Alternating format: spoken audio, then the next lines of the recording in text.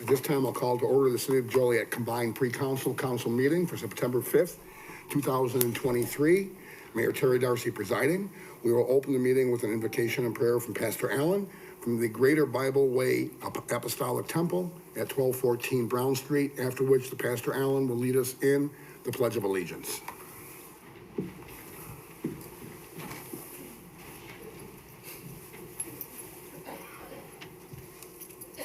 Good evening, everyone. Let us pray. Father God, we come before you this evening, thanking you for gathering us right now, gathering us in this space, Lord Jesus, bringing us together with hearts and minds ready to do your will and how we can help our city, how we can help our people, and how we can bring your will to pass.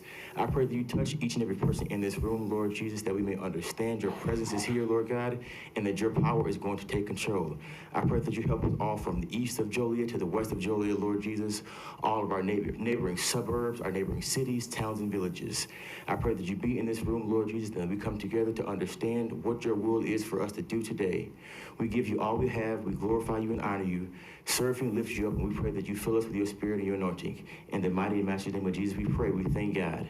Amen. Amen. I pledge allegiance to the flag of the United States of America and to the republic for which it stands, one nation, under God, indivisible, with liberty and justice for all. Thank you all. Thank you.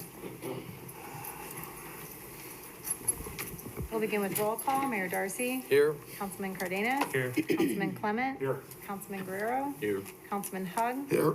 Councilwoman Ibarra. Here. Councilman Mudrin. Here. Councilwoman Coleman. Here.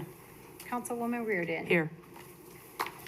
Before the presentations tonight, we're going to move under mayor to the proclamations. The first proclamation will be the Joliet's Rock and Roll Weekend.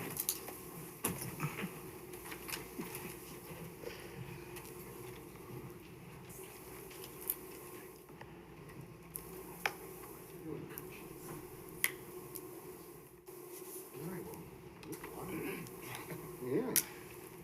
All right, I think everybody here and everybody watching is familiar with the Illinois Rock and Roll Museum, which features many, more and more each year, famous contributors to rock and roll from our own state of Illinois, many from the Chicagoland area. And so with this, let's move on to the proclamation with a pretty exciting upcoming event for the Rock and Roll Museum.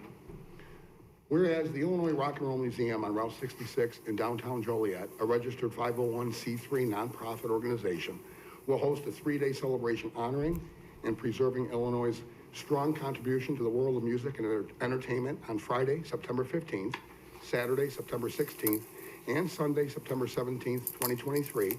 Whereas the celebration begins Friday, September 15th at the Chicago Street Pub, 75 North Chicago Street in downtown Joliet, with a live performance from Miles Nielsen, son of Cheap Trick's Rick Nielsen, and continues on Saturday, September 16th, with the Illinois Grooves Vinyl Record Show, featuring thousands of rare and collectible vinyl records and other music memorabilia. The event is co-hosted by Joliet's Audiophiles Records and will be held from 7 a.m. to 4 p.m. at the Clarion Hotel and Conference Center located at I-80 in South Larkin Avenue in Joliet. Whereas a Hall of Fame VIP pre-party will be held at the Forge, 22 West Cass Street in downtown Joliet, with a full lineup of Illinois pop rock featuring Shoes, Ralph Covert, Dan Buck of One of the Boys, the Phil Angotti, Casey McDonough, and Brad Elvis Trio, and a special tribute to the late Cliff Johnson from Off-Broadway, plus Jen Fuse. Whereas the weekend concludes with the 3rd annual Hall of Fame induction ceremony that will once again be held at the Jewel of Joliet, the beautiful Rialto Square Theater, on Sunday, September 17th, beginning at 6 p.m. The event will again be hosted by WGN Radio's Bob Surratt. The class of 23 inductees include Bob Surratt, Earth, Wind, and Fire, The Crying Shames, The Shadows of Night, Nat King Cole, Miles Davis, John Prine, WLUP, The Loop, and Alligator Records. Whereas the Hall of Fame ceremony will feature live performances from Billy Prine, brother of the late John Prine, Bonnie Kolak, Leah Caton, bluesman Toronzo Cannon, Tom Higginson of the Plain White Tees, The Crying Shames, a live tribute to Miles Davis, and a live tribute to jazz great Ramsey Lewis by his son, Kendall Lewis, Kathy Rich, daughter of the legendary drummer Buddy Rich, and Greg Potter, both of the Buddy Rich Orchestra, as they pay tribute to the late Nat King Cole. Now therefore, I, Terry Darcy, Mayor of the City of Joliet, on behalf of the Joliet City Council, congratulate the Illinois Rock and Roll Museum on Route 66 in Joliet for promoting our city, and hereby declare September 15th, 16th, and 17th, 2023 as Joliet Rock and Roll Weekend. Signed by Mayor Terry Darcy. I call you. Thank you, Councilman. That's a mouthful, but it was well done by the councilman. A lot of names in there. It is, it is. It all adds up to a fun weekend in Joliet. And I've been involved, my name is Jim Murphy, and I'm a board member on the museum, and I just empty the waste baskets and help out when I can. This is Debbie Jo Erickson, who's our Director of Operations and Tours, and we have Jack Simpson, a board member with us tonight. Ron Romero sends his regrets he couldn't be here tonight, but the long and short of it is it's a great program. It's our third year. We don't have the museum open yet. We're shooting for later on this year, but we cannot thank the city enough for their support and help. And as you all know, nothing happens without sponsors. So we do want to thank our sponsors for the Hall of Fame event, Darcy Buick GMC, Old National Bank, Rauchi Law, and Rentals Joliet. Tickets are available, obviously, at roadtorock.org and rialtosquare.com. And it's going to be a fun weekend. We hope everybody can make it. And I know when you're a council person, everyone wants your time. I get that. But if none of you had a chance to come over and take a tour of the museum, please let us know. We'd love to give you a tour. We have occupancy on the first floor, basically for the gift shop that's open, that's getting visitors every day buying t-shirts, memorabilia. They're looking around. We can't let them go all the way back yet, but there's a lot of traffic. People from all over the world and all over the country are coming. So once we get open, I'm sure that will be a great addition to what's already happening in downtown Joliet. Thank you. Thank you. Thank you.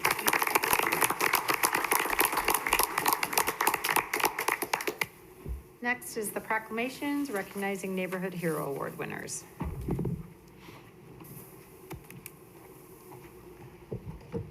Hi, good evening. My name is Jane Bernhard, and I'm a city planner here at the City of Joliet, as well as president of Project Acclaim.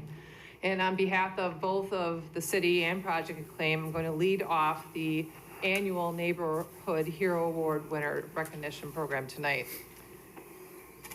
So the Neighborhood Hero Award program, it recognizes people who show attention to their property through their landscaping. It's been an annual program that has been in place since 2015, and in the most recent years, the City of Joliet has been an official co-sponsor. And the Neighborhood Hero Award program was started by Project Acclaim, which was founded by Reverend James E. Allen in 1985. It's a civic pride recognition organization. And its mission is to promote a positive image of the Joliet area and its people, engage residents and organizations to make their neighborhoods better, and partner with anyone or any organization working towards the same end. So tonight we have 18 winners this year, and several of the winners are here tonight, and Councilwoman Jan Coleman is going to start reading off the proclamations. Yes. Oh, good evening, everybody. We'll start off with this. Can you hear me now? Is this all good? Yep. Okay. So it's proclamation here, whereas Project Acclaim has been honoring those who exhibit civic pride since 1985. Project Acclaim, in partnership with the City of Joliet, sponsors the Neighborhood Hero Award program to recognize those who take pride in their property. The Neighborhood Hero Award honorees have outstanding yards that include maintained lawns with flowers, shrubs, and decorative trees. Neighborhood Hero Award honorees have labored intensely to create visual beauty at their property. By showing great pride in their property, these residents demonstrate great pride in their neighborhood and in our city. Now, therefore, I, Terry Darcy, Mayor of the City of Joliet, Illinois, on behalf of the Joliet City Council, do hereby recognize the efforts and outcomes of the 2023 Neighborhood Heroes and hope others will follow their example. So, we'll turn it over to you for the next one. And the first award winner tonight, are these in order? Yes. Yes. Maria Lopez, 633 Francis Street. Did we hear?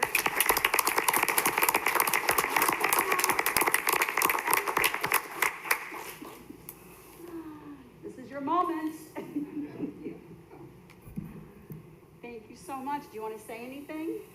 Oh, I only said thank you for anything. Thank you. Oh, well, thank you for beautifying our city. Okay. Okay. Thank you. You're welcome.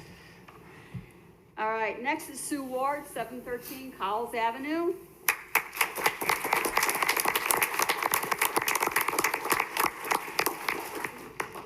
She has a private oasis in the backyard. It's amazing. She did it all on her own, too. I can't believe it. Congratulations. Thank you Wanna so say much. anything? No, I'm good, thanks.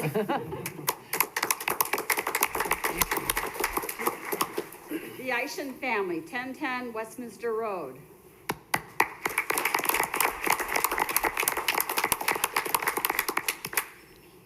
We'll accept that word on their behalf. All right. The Murphy family, 1158 Glenwood Avenue.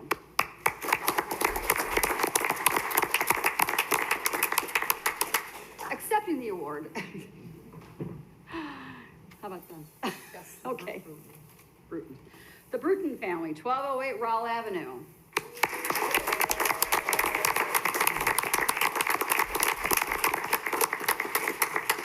Doris is also a member of the National Hookup of Black Women. Yes. Yes, yes. Thank Good to you. see you. Beautiful, beautiful. Can I say anything? Go right ahead. On behalf of my husband and myself and my entire family, we want to thank you all. Thank you.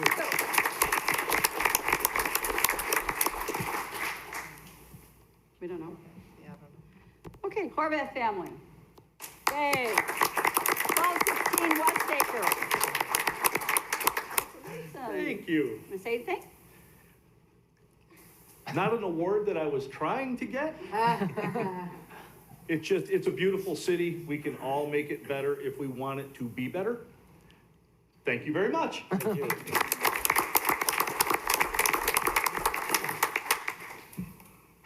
Berman family. Come on down. They live at 1319 Oneida Street, so all these addresses that the folks aren't here, take a ride by because they put a lot of work in all of this. Jesus Adrande, 1612 Mason.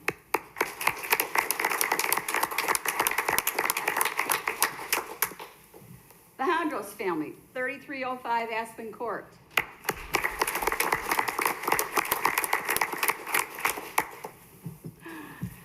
Okay. Brownson family, 3309 Aspen Court.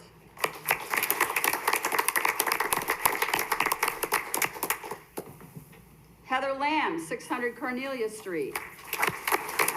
Yay! Is it your birthday? Oh my goodness, and how old are we today, or how young? 10 years old. Aw, happy Wow. birthday. Congratulations. You want to say anything? No? Council should all sing happy birthday to her. That'll be fun. Denise Jensen. 303 Willow Avenue. The Neal family, 206 Bartleson Street.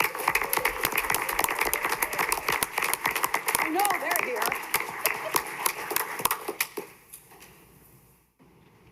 Come on down, ladies. Oh, yeah. Ardith, you want to do the speaking? Thank you. I would just like to say thank you for this award, and we worked very hard through the years, and now I pass this on to my sisters and make them work even harder. Good for you.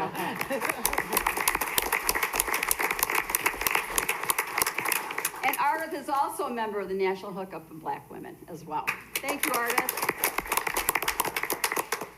The DeGus family, 205 Cranberry Court. All right. Congratulations. Thank you. Thank you very much. Would you like to say anything? No. Thank you very much. Thank you. Thank you. The Reyes family, 805 Longwood Drive.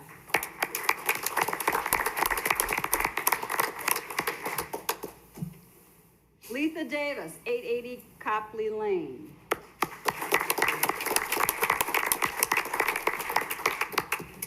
Smith family, 17 South Reedwood Drive.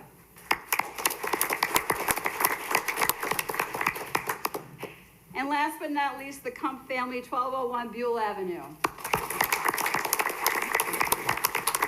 Well, that's the quickest we've ever gone through this. Thanks to all the homeowners and all their helpers and workers, and it's a family affair always. And thank you to Jane, who does all the hard work getting this together. Thank you, Jan. And again, I just want to thank everyone who has made a difference in our neighborhoods and therefore making a very big impact in our city. So everyone hopefully will lead by example, and next call for nominations is May of 2024. Thank you. Bye. Thank you, Jane.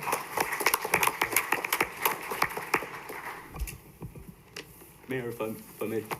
Sure. So our first award recipient here, Mrs. Maria Lopez, is actually my aunt, and I'm the one who nominated her. She's a bit bashful, so I'll speak on her behalf. But Mrs. Lopez has lived on the 600 block of Francis Street for close to, ¿cuántos años son ya, tía? 40 años? 45 years living on that block in 3 consecutive houses, including the house that I grew up in, and has made improvements to all of them. And that was at a time when our block didn't even have curbs. So she's been at this for quite some time. Can I say one more? I just want to say the Bruton family that was here tonight and they walked off before I had a chance to say, they not only make a difference with their house and their property, they've made a difference in the entire neighborhood. So thank you to the Bruton family in District 5. Thank you.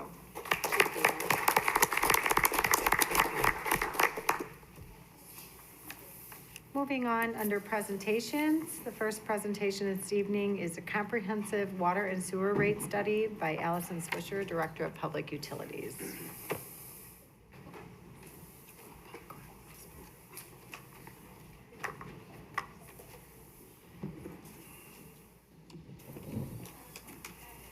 Good evening, Mayor and Council. I'm Allison Swisher, the Director of Public Utilities.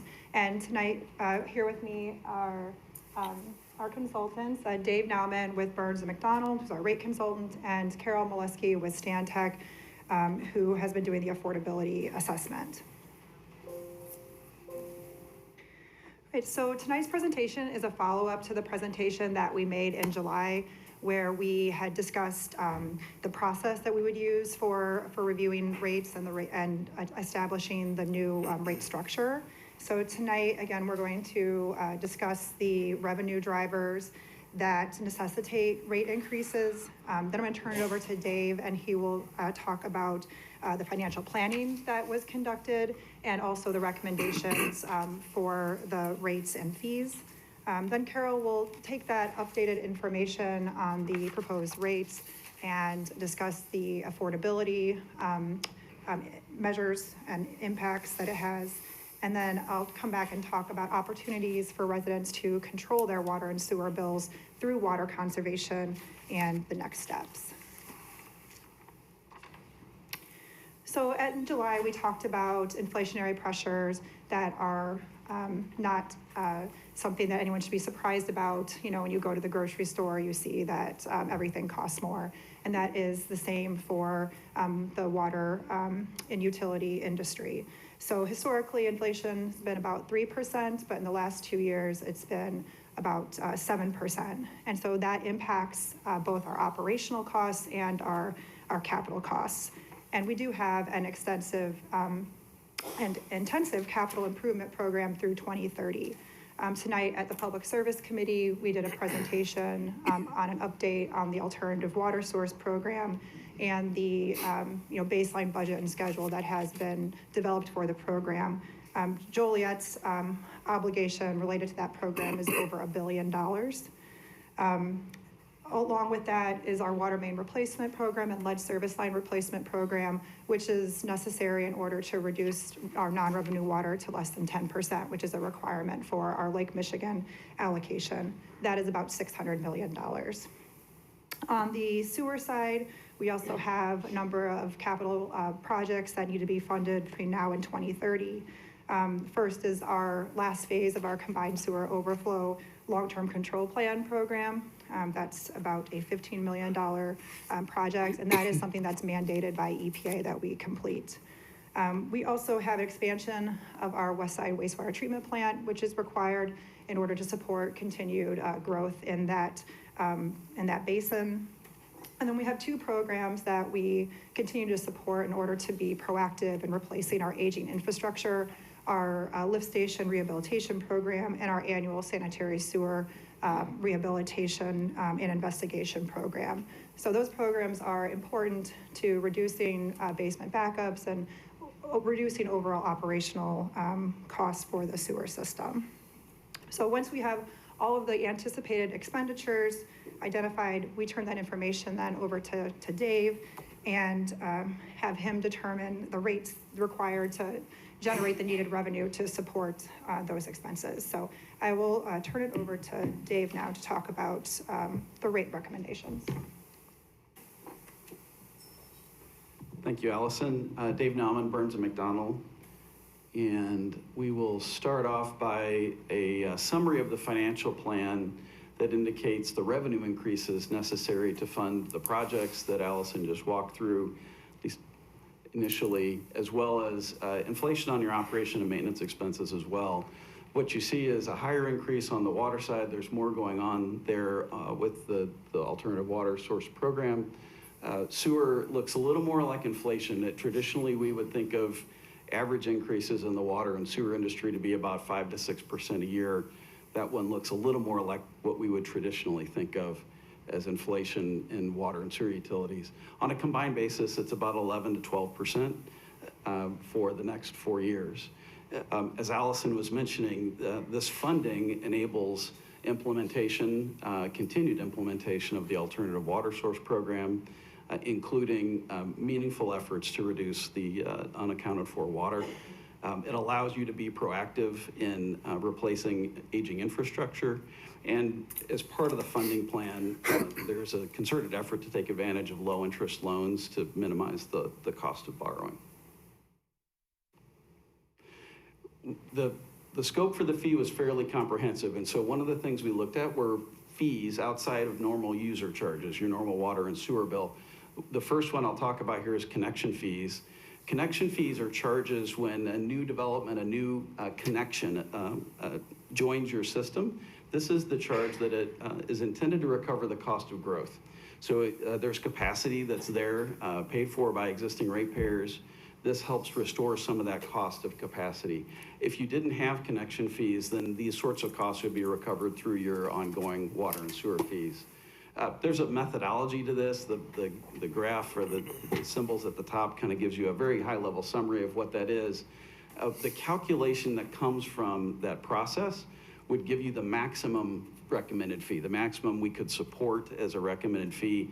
It's a matter of policy to do something less than that, but the study indicates what the maximum fee could be. And I will turn to the next slide, which shows you your existing charge for the water and sewer system is $6,000 per residential connection. The maximum calculated fee following the methodology is almost $9,600. What we're proposing is a fee of $7,500, and I'll show you in just a moment how that aligns with some of your neighbors. It represents very close to the average that's being charged in this region for a residential connection to a water and sewer system. We'd also recommend, these are the types of fees that don't get looked at every year. We'd recommend implementing an index so that these fees rise in accordance with consumer price index, and then having a deeper dive, a procedural review every 5 years to validate that you're on the right track. This is the graph of your regional peers. You can see the Joliet existing fee at $6,000, the average across the survey population here at about $7,400. That adjustment, the proposed $7,500 fee per residential equivalent, will put you right at that average for the region, which we think is a pretty good balance between cost recovery and competitiveness. So now we'll get into the water and sewer rates. And when we talked in July, I mentioned a number of goals that we had in looking at your existing rate structure and seeing opportunities for change. And what I've done here is highlighted the 4 things that we've recommended we take action on. One of those is promoting affordability. So when you look at your existing rate structure, we're going to expand your lifeline rate. That's the first 300 cubic feet. Currently, that's 200 cubic feet. So it's a discounted price for that initial basic quantity of water. Extending it to 300 cubic feet helps make that affordable for more households. We're also adding a third tier. You currently have 2 blocks. They increase in price. We're going to add or recommend adding a third one that would take effect after 800 cubic feet a month, and that is intended to recover the peakier nature of irrigation systems, primarily, or households with high water use. And then the other element that falls under affordability, your renter population right now pays rates that are tied to your business rates, which are a little higher than residential. And what we're recommending is to associate those renter accounts and their bills with the residential rates rather than the business rates. The next item is improving cost recovery of large water connections. There are some connections in your system, like warehouses, that have relatively low volumetric use, and you have a very small fixed fee right now. And so you don't have an opportunity, therefore, to recover the cost of serving that connection with volumetric fees. You'll see a restructuring of your existing fixed charges on the water side to increase in accordance with meter size. The last 2 items are really just a modification of current policy. The first one, you have a senior discount. The discount varies between water and sewer, and it varies within water and within sewer based on the fixed fee and volumetric fees. In addition to that, you've got a bill credit that is applicable to water and sewer bills of about $6 a month.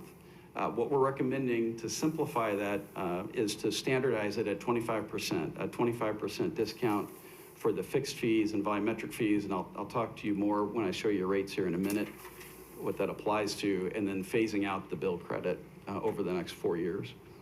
Similarly, on your outside city retail rates, so these are customers that you serve up to their point of delivery. You own the invoicing for those customers as well. They're just outside your city limits, and outside your city limits, they don't have the ownership risk that an inside city customer does in owning the municipal system. So frequently there are multipliers, a premium attached to outside city retail service. When we look across the region, in this region it's about 1.3 times, which is pretty consistent with what I see in other parts of the country. We're proposing a multiplier of 1.15, which acknowledges that ownership risk and the benefits that they receive and allows you a premium, but again, with affordability in mind, tries to balance that as well. We don't recommend any changes to your sewer structure. So one of the things that we talked about in July is maybe looking at some changes there. We have enough, we feel, going on with the water side that we would recommend keeping sewer as it is. This would be the proposed water rate schedule. And you'll see at the top the monthly meter charges. These are increasing in accordance with the meter size. That fee is currently $7.55 for a typical connection. And you can see as you get into, say, an 8 or a 10-inch meter size, it's a meaningful difference in charge for that account. If you're a large connection with a lot of volume, you're not going to feel that increase so much, but if you have very low volume, you will. You can see on the residential volumetric fees, the next section down, that we have 3 tiers. The expanded lifeline tier at the discounted rate, and then 2 additional tiers that increase in price as usage goes up. And on the multifamily side, where those fees used to be charged and tied to your business rates, we have proposed to tie them to the residential side. The only difference here is we don't have a 3rd tier here because that multifamily structure sometimes has multiple units sitting behind a meter, and it would be very easy to get into that 3rd tier for usage that really had nothing to do with irrigation or discretionary use. So we would just have 2 tiers there. And then the last fee here is the volumetric fee for the business accounts. Right now they're eligible for that lifeline rate, and we're recommending phasing that out and just implementing a single uniform charge. All of the rate structure change we're talking about is happening in the proposed rates for 23. When you get beyond that, the rates are increasing in accordance with those average increases on the first slide I showed you. System-wide adjustments. On the sewer schedule, there are no changes in structure here. We are recommending increases in the monthly charge, that the fixed fee, as well as the volumetric charge. We do not recommend changing the sewer separation fee. So one of the things we've talked about is that that fee is in place, and it's really from just a pure line item issue on the schedule. Here's the majority of the detail. This fee is in place to help pay for the sewer separation program. That program is about complete. There's debt outstanding on that program that will be in existence for several years, in some cases up to 20. So what we're trying to do here is just not increase that fee further and reduce reliance on that fee so that as the debt's paid off, that fee can be retired. The discount would apply, and this is the same on the water side, to the volumetric fees and the fixed fees for seniors. Your outside city retail rates would be 1.15 times higher, except for the sewer separation fee. So with rate structure change comes a lot of movement in bills. What I've tried to do here is capture some of the highlights. If you are a low volume residential user, especially if your volume is contained in that first block, it's going to be relatively small, your increase. And if you have exactly 300 cubic feet, because that lifeline rate's been extended, you'll actually see a slight decrease in bills for that. It's about a quarter of your residential bills are very low volume. About 40% of your residential bills fall between that first and second tier. Depending on use, those bills will see an increase of $1.67 to $5.89 a month in 2023. And then for the number of bills that are higher volume into that third tier, they're gonna see an increase that's higher than the system average associated with the price of that third tier block. Nearly all of your senior residential accounts will receive an increase of $1 or less. And again, depending on their use, if they're right in that 300 cubic foot range, they would actually see a decrease. Half of your commercial accounts are very small volume as well. So you're talking about 5/8 inch meters and 500 cubic feet or less a month. The increase on those business accounts will be in the neighborhood of $8 to $18 a month associated with the structure change. And then, as I mentioned earlier, large connections with low volume will see a higher increase associated with the structure adjustment. And the last point is, again, on the outside city multiplier at 1.15, we're recognizing the ownership of the inside city accounts. So I know that was a lot. Let's look at what the residential water bill is today and how that compares to what it would be under proposed rates for 2023. You can see the existing bill at $75.05. This is water and sewer only. No trash. Trash is on the water and sewer bill, but we're focused squarely on the enterprise fund for water and sewer here.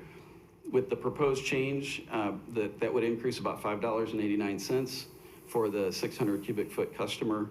Again, it's below that existing average, and within the cluster of communities that represent your partners in the Water Commission as well. If we look forward a little bit, I mentioned earlier about a 5 to 6% a year increase is normal in the water and sewer industry. If I take the $90 per month average and I escalate it at 5% a year, in 2026 it would be $109. And our bill under the proposed rates through 2026 for this customer would be $113. So pretty comparable to what the average is expected to be at the end of the 4-year period. On the senior side, again, for the senior discount, in that first year, you're actually going to see a slight decrease in that bill. It will go from about $41 to a little less than $40. And again, as we look forward, using that 5% a year growth and the average of 64, the average would be 78 in 4 years. And so your bill at $58 will be well below that average as well. So I think from a residential perspective and a senior perspective, reasonably good outcomes for the next 4 years, despite the increases. The last topic for me is miscellaneous fees. And again, this goes to every dollar that we get out of miscellaneous fees or connection fees is a dollar that doesn't have to come out of user charges. What you see on the table here is a summary of your existing fees and their magnitude of dollars generated. So these are relatively low revenue generators, you can see 100,000 or 25,000 against a revenue stream that's about 70 million a year. But important to look at. These are also the types of fees that don't get looked at very often. We're going to talk about turn-on fees in just a minute, but the other fees, tap fees, hydrant meter fees, and frozen or stolen meter fees, what we would propose is to codify a practice of annual review and approval by the city administration in developing those fees. They're relatively low drivers of revenue, and we think would be easily administered that way.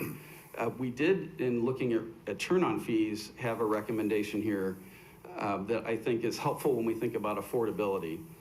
Turn-on fees happen for one of really three reasons. Somebody's had an account shut off for non-payment of their water and sewer bill. They may have private plumbing repairs going on that need the water shut off, or you can have seasonal vacancies where they don't want the water operating when they're gone. When we look at the universe of turn-on fees in our survey here, you'll see Joliet is about $120 right now to turn that water service on. After hours, it's double that at $240. It's on the high end of this survey overall. It's about a $50 average. What we would propose is eliminating that fee if the turn-on is conducted during business hours. And your business hours are pretty generous. They're 7 to 7, a.m. to p.m. And then if the turn-on is conducted outside of business hours, we would recommend there would be a fee in place. We'd really like that to happen during business hours when you don't incur the cost of overtime. But the philosophy here is that, again, from an affordability standpoint, if you've had your water and sewer service shut off because you can't afford to pay your bill, the $100 or $120 fee to turn it back on becomes a barrier.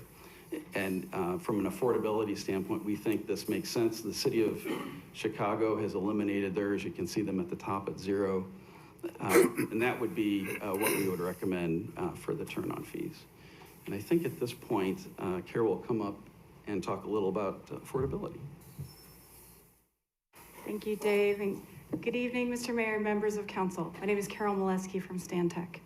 We heard the word affordability a lot over the past few minutes, but how do we know when a water or sewer bill or combined bill is on the verge of being a high burden? I'm going to talk for a few minutes about affordability. We start with the median household income. So the median income, if you remember, is that point at which 50% of your community is below that level and 50% is above that level. The charts that you see in front of you are from the 2021 Census Bureau, and they are represented by different census tracts in your service area. You have about 60 in the water and sewer service area.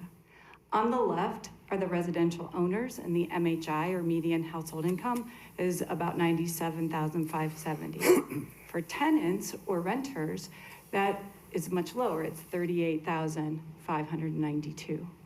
We take this information, we use this information to guide how these rate structures and these rates affect those customers. You can see that the darker shades in the census tracts represent lower incomes, and those are concentrated more in the city center. The incomes get higher as you move out to the city outskirts. The next step in determining affordability is to look at bills. So we need to see what is the total water and sewer bill. This excludes trash, again, but we're just looking at typical bills. Because we're looking at census tracts, we look at averages. So we know your customers that live in each of these census tracts, and we have an average usage by each tract. The chart on the left shows 2021 usage. You've seen some average or typical usages in the last few slides, but if we're looking at a typical usage of 600 cubic feet per month, you see that those darker orange colors, the reddish colors, are greater than 600 cubic feet, and that's in the upper northern western part of your service area. By the way, the hatched areas are indicating either no accounts or no data, no income data. When we apply your current rates, so 2022/23 rates, to those usages, we can calculate a water and sewer bill. And the colors are corresponding. Higher water use, higher water bills. So that's the darker colors. I forgot to mention that, Councilmember Hug, I think you asked me, how many people per household are there in the city or in the service area. And that's about 2.98 people per household. We can assume it's about 3 people per household that are exhibiting those incomes and the usage. Real quick question, since you did address that. When we see the higher usage and therefore bills in the northwest corner of the city, do they have, we probably don't have that, right? Do they have a higher total household number on average? Mr. Mayor, Member Council, I don't know that for sure. The 2.98 is average Citywide. through citywide, exactly. Thank you. But we could find that out for you. Okay. We take the incomes and we take the average bills, and we can look at that burden, that financial burden on a customer. It's called the affordability index in our analysis here. EPA and American Water Works Association calls that the residential indicator. So we're looking at just residential accounts, and we're looking at the financial burden of water and sewer rates. It's a simple calculation, but it means a lot. So we have the average water and sewer bill divided by the median household income to get a percentage. It's a general measure of where that threshold is for financial burden. And right now it's at roughly 4.5% is that high threshold. So if we're looking at bills that are greater than that, we know that customers are struggling with those bills. If it's lower, we're not. But it doesn't mean that people aren't struggling. So we often go into more detailed analyses, like the lowest quintile income, which means your lowest 20th percent of your users, your households, and at that income level, what are their burdens? So you can also look at poverty. So what percentage of the federal poverty level do your customers fall in? And some other financial indicators that we can address. We're just looking at the affordability index for today. And here it is. So we know that we're looking at incomes today. And by the way, the US Census Bureau is about a year behind in releasing that updated income. That's why we're looking at 2021. We're looking at those bills that I showed you for today in that first chart to the left. Because of the change in the rate structure that Dave talked to you about, we're combining the residential owners with residential tenants. So we are just looking at the burden on average for all of these customers. What we're looking for over time, so going to the right in this chart, you have 2023 with the change in rates and rate structure, and then 2026 with the change in rates. We're projecting forward, looking at the burden over time. And what we're looking for is a change in colors from the green and light yellow to the darker colors, orange, red. But what we're encouraged at is right now we don't see that change in color significantly in these different census tracts. You see some change to yellow, which means naturally as prices go up, it's a little bit more of a burden. However, we're expecting that it's still, by 2026, it's still well under that threshold of a high burden. One other thing to mention here is that we are assuming that median household incomes are going to increase over time, and we're using a consumer price index to forecast that. So that's our basic forecast for affordability, but there are many measures that you can apply to address some communities or some areas of your service area that may not be seeing, may have a little bit more of a difficulty paying their water and sewer bills. And I'd like to ask Allison to come back up and talk to you about it.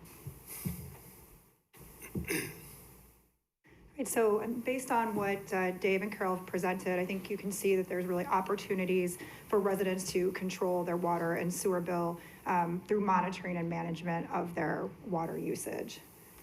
And the city has always supported efforts to allow residents to do that. Monitoring is one of the first steps that a resident can do for that control, and we have our free customer water portal. We also have supported various conservation measures, our rain barrel subsidy and low flow toilet rebate programs, and then education. Since we started the alternative water source program in 2018, we've been working with a public outreach firm to really get out the word about conservation.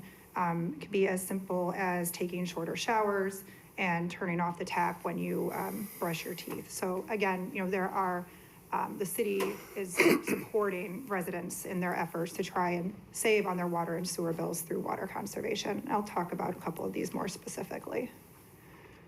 So our free water portal is something that we began last year, And it is a great tool for residents to monitor their water usage. I think it allows for real-time, hourly, daily, weekly, monthly monitoring. So if you want to find out how much water your teenager is using when they take an hour-long shower, you can go on the portal and look at that and calculate, how much water was used and how much that cost. You can set alerts if you want to say on a daily usage, I don't want to use more than, X amount of water, you can set those alerts. And so we really encourage all of our residents to sign up for this great tool to help control their water usage and their water bills. You go to our website, joliet.gov/customer water portal. And to date, we have only had 750 accounts take advantage of this portal. So we really hope that, as people see impacts to their water bills, they will be more likely to come to this program and sign up. As I mentioned, we have our rain barrel subsidy program and our low flow toilet rebate program. These were implemented in 2019. To date, we average about 90 to 135 rain barrels that we distribute each year. So there's definitely more availability in the program for residents who might be just learning about this today to get involved with that. And then we have our low flow toilet rebate program. A lot of times toilets are a main culprit of high water usage. And so we do offer a rebate of $100 to residents who replace their high flush toilets.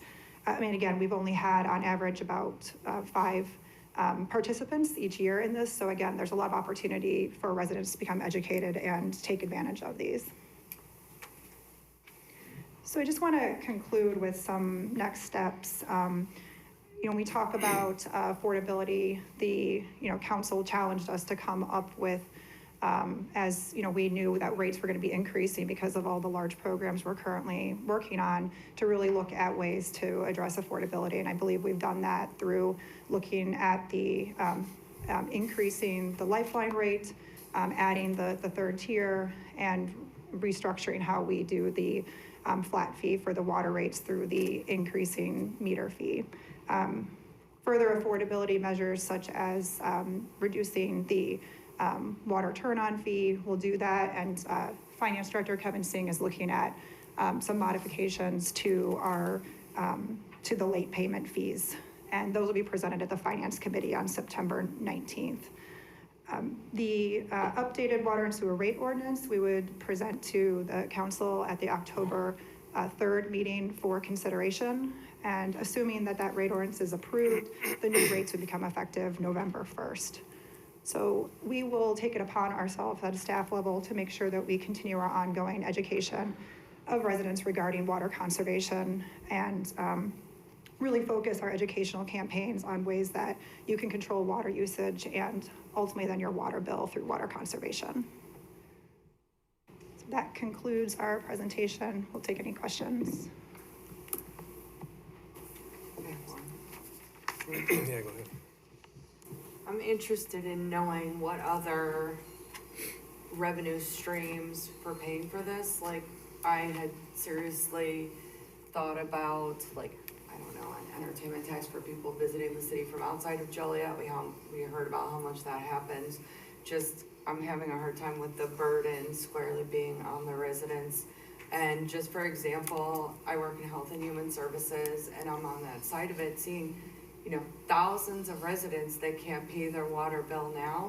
Mm-hmm. And at a community meeting over the weekend, LIHEAP did, and Center for Community Concerns informed me that LIHEAP moving forward will not be helping with any water bills. So this is really a huge issue for our lowest paid workers, for our senior residents. And I'm just wondering what other sources of revenue we can think of to help ease the burden on our residents. Yes, and we have thought of some other suggestions that the council could consider. As you mentioned, taxes. That is something that other communities do use when they have large programs that they need to generate revenue for example, the DuPage Water Commission in the 80s, when they were building that infrastructure, they implemented a countywide sales tax. So if the council would like us to further explore that, we can. Historically, we have relied on, user fees to pay for all of the expenses. I know Carol has some thoughts on some other opportunities maybe that could be used to address those lowest income. Mr. Mayor, council member, there are many different approaches that some communities are using across the United States right now to help with that burden. There are some states who actually use ratepayer revenue to fund those who cannot afford to pay, but we understand that that's not really your preference. So there are some bill adjustments that you could make, so you could give folks the opportunity to either elect to round up their bills or make donations. We work with the Mobile Area Water and Sewer System in Alabama, and they actually have a donation site for community members, and it turns out a lot of the staff actually donate a part of their paycheck so that they can put it into a fund to assist the ratepayers that need assistance. We also know that the low-income household water assistance program, or LIWAP program from the federal government, is not yet a permanent program, but we're hoping that many communities are going to promote having that be a more permanent program. For example, the state of Michigan is actually putting legislation forward that is looking for a permanently funded program. Now, those take some time. So for immediate assistance, the bill roundups, the donations, and other ways to assist members is a very common approach. I would love to see you give that same opportunity to the warehousing industry and encourage them to donate, because that is very important. They're billion-dollar corporations in District 5, and I mean, I'm told they're lower usage and that we can't recoup too much from them. So what about giving them an opportunity to do the right thing and then easing the burden on our residents?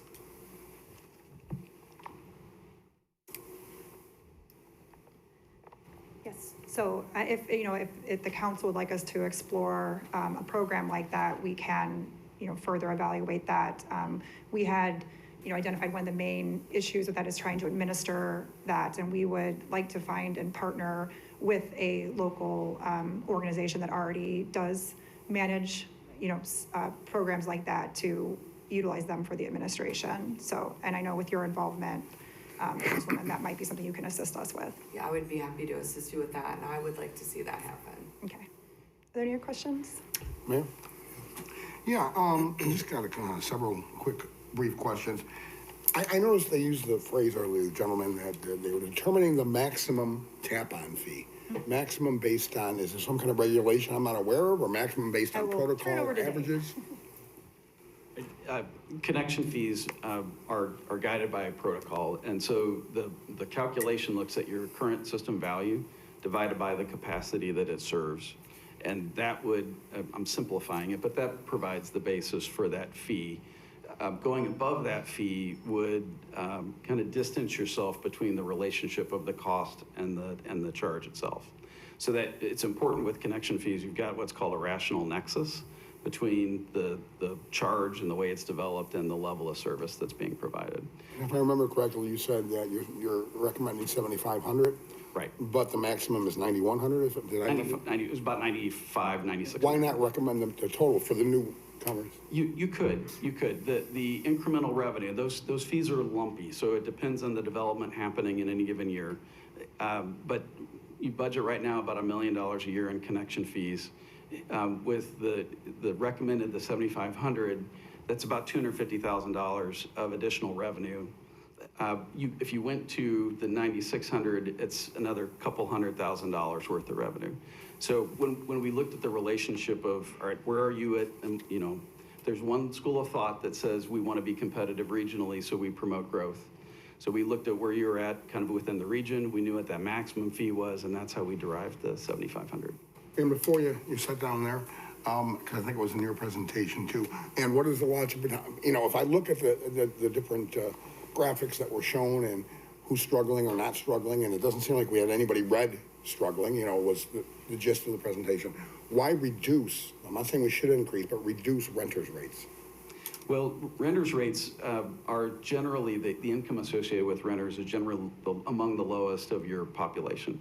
So what Carol shared was tenants, and if I recall, it was about $38,000 or 40, to be honest, yeah, compared to 97 as a resident owner. So affordability is a little more of a heightened concern on the renter population. So that's the first concept. At the end of the day, they're all households, right? Whether they're renting or owning. And the concept or the logic between tying the previous charge to more of a business rate was one that we felt could be adjusted, modified to reflect the fact that they're all households and should share in the same rate. So that was the concept behind that. Okay. And I don't know who might answer this. What is the age for senior discount? 65? And the last thing was, we discussed stolen or frozen meters and what the fee was should that happen. Frozen, like frozen by weather? Frozen by... Yes, so what we see sometimes in the winter is residents whose service lines haven't necessarily been installed properly, their service line and meter will freeze and that breaks the meter. So that's considered, damage by the homeowner. Similar to if the meter is missing and that the homeowner just removed it, stole it, that fee is should not be paid for by the city because it was damage done by the homeowner. If it's their service line that froze? Yes. What if it's just a meter that freezes for some reason? Well, I think we're talking about, it's not frozen as in like that doesn't register, it's actually. No, like, physically frozen physically with frozen. ice. Yeah, Right. if it doesn't read correctly, if it's frozen in the reading. No, but if it's we physically replace frozen, it. but their service line, do we determine whether it's the entire service line or just frozen at the entrance into the house through the meter? It just seems we're charging them for failure of our, of public asset equipment. No, I mean, the only reason the meter freezes is because that it's installed not in the location per code. Like someone might have it in a unheated crawl space, so basically the reason the meter is frozen is because it wasn't installed per code. So they might have, the meter was installed incorrectly. Yes. But we install them. Well, I mean, a lot of these are historical from prior to the current practices, so. All right, the other question, and we talked about stolen, so we're gonna charge them to replace a meter that somebody stole? Well, it's not, I mean, if it's in someone's house and it's missing, we presume that the homeowner stole it. What if it's that, because most of it have been converted to indoor, correct? Yes, they are all indoor. So, and this is a very, minor, the number of times this happens each year is probably a handful. Right, it's minor in the big scheme, Yeah. but it's not minor to that family when it happens to them. Correct. Thank you. Are there any other questions? Yeah. Any other questions? Yeah, Caesar. This may be a question for Carol, really. So we looked at some of the affordability indexes, and on that slide there was mention of a estimated increase in household income based on the consumer price index. My concern would be that increase would be mostly from already the upper half of household incomes, and that's typically the lower portion of household incomes are not going to increase at the same rate as we would see, middle to high income earners increasing annually. So is there any consideration that we can make for, just the bottom portion of household incomes, who I think would be, impacted the most by this? Yes, sir. I understand what you're saying. And one of the things we've done in the past to address that is not adjust any incomes, but remove the inflationary component from the water rates, the water and sewer rates. So we would have to do a different calculation so that we're holding incomes constant over the years, and then we would, so you would get you wouldn't get the same percentage increase because we take out inflation. But that's one way we could handle it, because I don't think we could figure out all of the changes for every one of those. There's 16 income bins per census tract, so that would be quite a big analysis that I would not be comfortable doing. Sure, yeah. And then just there was mention of looking at these sort of ratios to household income and the federal poverty line. which wasn't included in the presentation, but if we could have that, I'd be curious to see it myself. Yes, sir.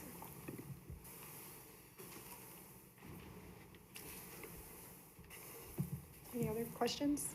Okay, thank you. Thank you. I'd like to thank everybody that's put together so much work to help get this tiered rate program in place. You know, there's still probably some work to do on it, but it's to be really sensitive to our residents and to make sure that our low-income residents are not impacted at the same level. And I think they've done a really, really good job of putting this together. I mean, our water source is changing. That's not going to change.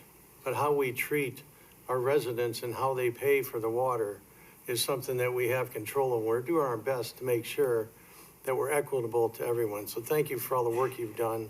And it has been a lot of work. Thank you. Next is a presentation regarding Riverwalk Homes by Peter Holston. Could I just take a minute to comment on our next speaker, please? When the people elected me a few months ago, it was in part because they trusted me from my business and financial experience. And they also elected me with the expectation I'd use my background for the betterment of the interests of the residents we serve. Little did I know, about a month after or so I got in office, I was told to sign a piece of paper that would change the city's relationship with Evergreen Terrace for upwards of another 30 years. On June 6th, I was asked by a staff member to sign some paperwork by June 9th, or that we would be held in contempt of court from a 2017 deal with, at that time, little to no details and no true explanation of what was coming from the prior administration. Furthermore, I was told if I did not sign the $77 million package by June 30th, we'd be in contempt of court. We held off on that to know more about this project and what it's all about before we commit our city to any kind of a deal. I've been working closely with District 4 Councilman Cesar Cardenas, it's his district, to get a better understanding of how we got here, what the implications of this long-term deal are, and most importantly, what are the residents who live in these apartments going to get when or if we sign this agreement. So I've invited Peter Holston here, who is our partner in the project and who's involved with Riverwalk Homes, formerly known as Evergreen Terrace, and has been involved since 2012, to come and address the council and all of you watching the meeting, and come here and explain to everyone how we got here and what does the future look like for all of us. Also with us are Daniel Burke and James Cunningham from the U.S. Housing and Urban Development Group. So I just want to make sure that it's a fair deal for the city and a fair deal for those living in the apartments. This information, tonight's only an informational night. We're here just to listen to what's been talked about for several months, to understand better what's going on. Rod Tonelli's been involved heavily with us in these, and Cesar has a lot because of his District 4 partnership there. So I would ask if Cesar has any comments to make. Yeah, thank you, Mayor. Yeah, I do have a few comments to add in regards to your remarks. My primary concern revolves around the nature of the proposed improvements to the property that's going to be happening. It appears that a bulk of the modifications that are planned are more surface level, cosmetic improvements such as like window replacement, painting, carpeting, but we're going to maintain the same existing concrete structures. While these upgrades certainly hold value, my concern is whether this is going to improve the quality of life for those of current residents and the future residents of this property. Specifically, in my research, I've been looking at other housing complexes and other projects throughout Illinois, and the model just seems outdated to me to say that we're going to do 100% low-income housing for the next 30 years.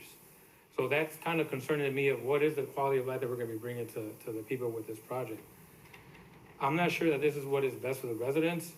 It is important to know that I do understand that there is a court mandate to maintain a minimum of 177 units for another 14 years into the year 2037, currently under the court mandate.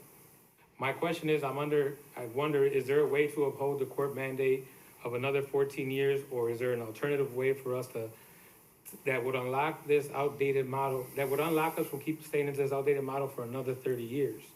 I hope after Mr. Holston's presentation that we could all get a clearer picture, and look forward to the presentation. Thank you.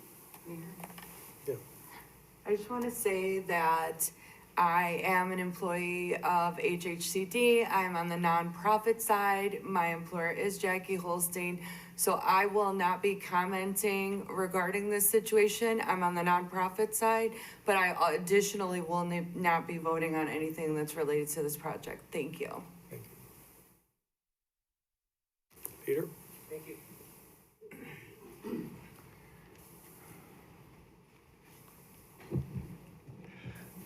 Good evening, Mayor and council members. My name is Peter Holston. I'm president of Holston Real Estate Development Corporation. We've been building and managing affordable housing for about 48 years. With me is Ms. Uni Tai. She is a project manager for this Riverwalk potential development. So we have a slide presentation that I'd like to walk you through, and then I'm happy to take any questions. First of all, we're going to talk a little bit about the history.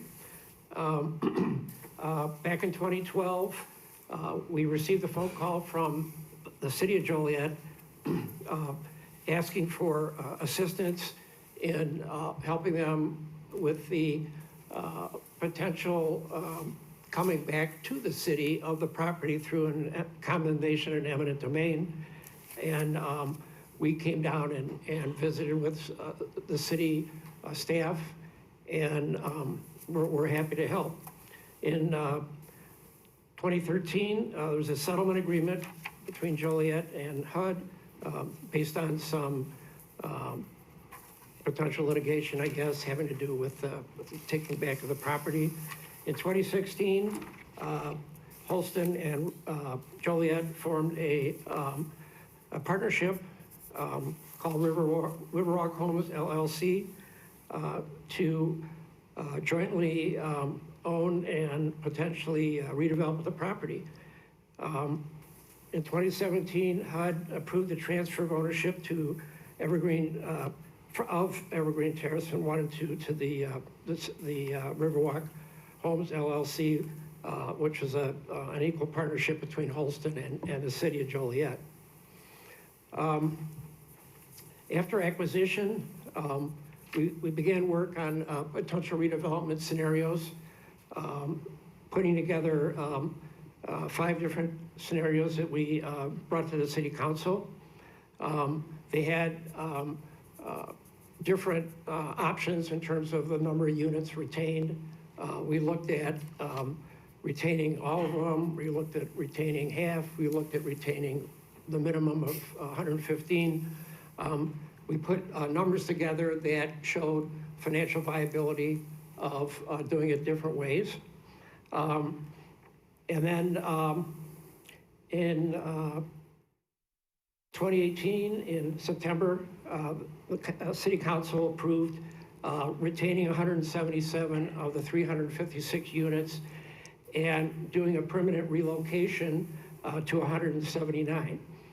Several buildings were selected for demolition, primarily the buildings in Riverwalk 2, which is at the southern end of the site, a couple of which are really not very safe. Riverwalk currently has a community center located at 350 North Broadway.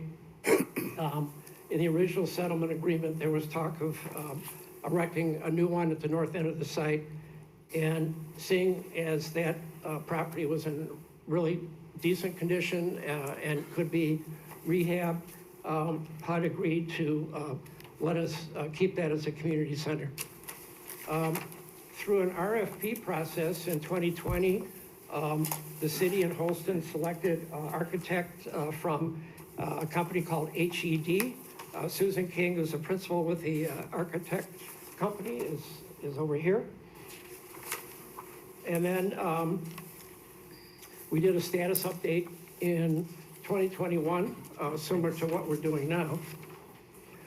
After the 177 units were selected for redevelopment, We then applied to the Illinois Housing Development Authority for low-income housing tax credits and other government funds to enable us to be attractive to a construction lender and other funders in order to pursue the redevelopment of the 177 units. Our first application to the Housing Development Authority was not successful. The following year, we applied again, and this year, in May, we were selected to receive $1,500,000 of low-income housing tax credits per year for 10 years, or $15 million. The current market rate to sell those tax credits is around 90 cents on the dollar.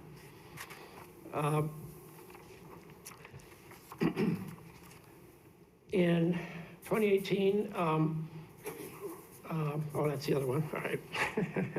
Okay, so where are we now? Let's see, we're done there. Okay, so we got the award. Okay, let's go to the next slide. Okay, so here are two graphics of a before and after. You can see the proposed buildings at the south end of the site are the ones that we're talking about removing, as well as 362 Broadway, which is in the middle of the three buildings in a row on top of the bluff. After construction, you can see that the site along the river is open, and in between 366 and 358 is a terrace that goes up and down the bluff. Next slide shows the 356 units in the top top chart, and the 177 in the lower chart, with phase 2 of Riverwalk Homes being eliminated. Next one. This is a very basic look at the numbers. The total project cost, as the mayor alluded to, is around $77 million. And this type of financing has many layers. It's very complex. We're able to support, with the new development, we're able to support a new first mortgage of almost $5 million. There's a home loan from IDA, which is a low interest loan over a period of between 30 and 40 years. Commonwealth Edison has an efficiency grant. The equity from the low-income housing tax credit, both through rehabilitation and acquisition, is around $37 million. We're deferring part of the developer fee, which is a requirement of the Illinois Housing Development Authority. We have the current reserves, which we're counting. Federal Home Loan Bank has offered to give us $2 million. We were very, very competitive in their preliminary look at it. We are going to be sourcing money for demolition and abatement soft funds. There'll be seller finance. Right now, the acquisition loan that we were asked to help pay down is paid down to $7.5 million. When we first started paying on it, it was around 11.5. The HUD Green Resilient and Retrofit Comprehensive Program would pay us up to $14 million, depending on how we score. We're being very, very conservative and putting $1 million down as a source. Over on the right, you'll see the use of funds. The acquisition of $13.8 million, which is made up of that $7.5 million, plus other benefits to the city that actually enables us to come up with the acquisition tax credits. Hard construction costs of $41 million, soft costs of $21 million, for a total of $77 million. Total per unit costs about $436,000 per unit. We went back and looked at a number of projects similar to this that we did in the city of Chicago, and this number is right in where we've been. As far as highlights from the development, we talked about a new terrace plaza, upgrading the community center and management building, the residential units, not quite a gut, but new heating and cooling, new kitchens and bathrooms, all new plumbing, electrical, mechanical, and fire, windows, doors, roofs, tuck pointing, floors, window treatments, and decorating. So pretty substantial renovation. The site itself will be upgraded with extensive new landscaping, community garden, playground, and picnic area. There'll be new parking, sidewalks, curbs, and gutters as needed, enhanced exterior finishes on the residential buildings. We talked about the Enterprise Green Communities. We're going to get a net zero certificate to improve resident health. 10% of the units are type A accessible and 20% are adaptable.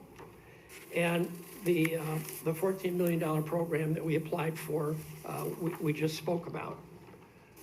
As far as visuals, our architect did some forward-looking renderings. This is one looking to the southeast, showing the two buildings on Bluff, with the third building on the west side of Bluff, and the park that spreads down the bluff.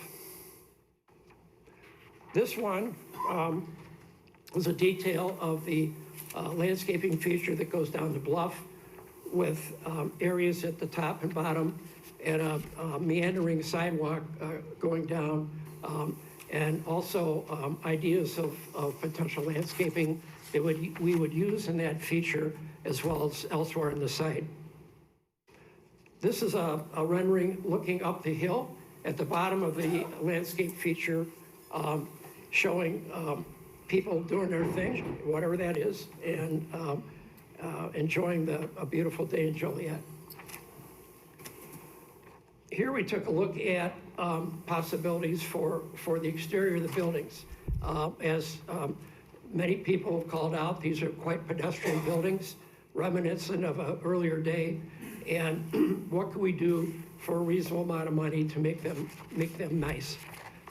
So here, taking an entrance on the left and turning it into the right, where we have more of a modernistic entry. We have a different type of fencing, which has a feature on the fencing that shows, as you look through it, shows different things. Building here, typical building as is, and then a couple ideas on dressing it up. Here's something where doing different types of murals to make the building look exciting and interesting. And another one here, using window screens, and also screens along the side of the building where vegetation could grow up.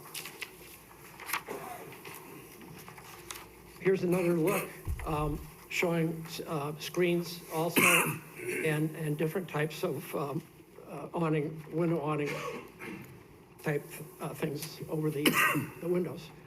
Existing conditions on the interior, typical interior, and then just some ideas on ways that other developments have energized their interior spaces and made them interesting, lending to a feel of, hey, I like this place. And then finally, some interior finishes, looking down a typical hallway and what can be done to it to dress it up, as well as lobby areas with different types of treatments of the walls, furniture, and floors. Benefits. So we have a benefits list here. HUD introduced the city of Joliet to their Choice Neighborhood Grant to be used in your next consolidated plan. And it's grants are given up to $50 million for consolidated planning. And Riverwalk could certainly be part of that, especially phase 2. Section 8 HAP contract, we have 356 units in 2 HAP contracts right now. As we keep 177 units, 179 of those HAP contracts, mini contracts, would be possibly available to the city of Joliet to use elsewhere. They could go to the housing authority, they could go to other developers to create mixed income. They could be used on the land freed up by the demolition of Riverwalk to create mixed income right there. We talked about, or just mentioned the freed up land created by the phase 1 demolition. It's quite a large piece of land, goes right along the river, and certainly would offer a lot of possibilities by its location. We're looking at creating 100 to 150 construction jobs.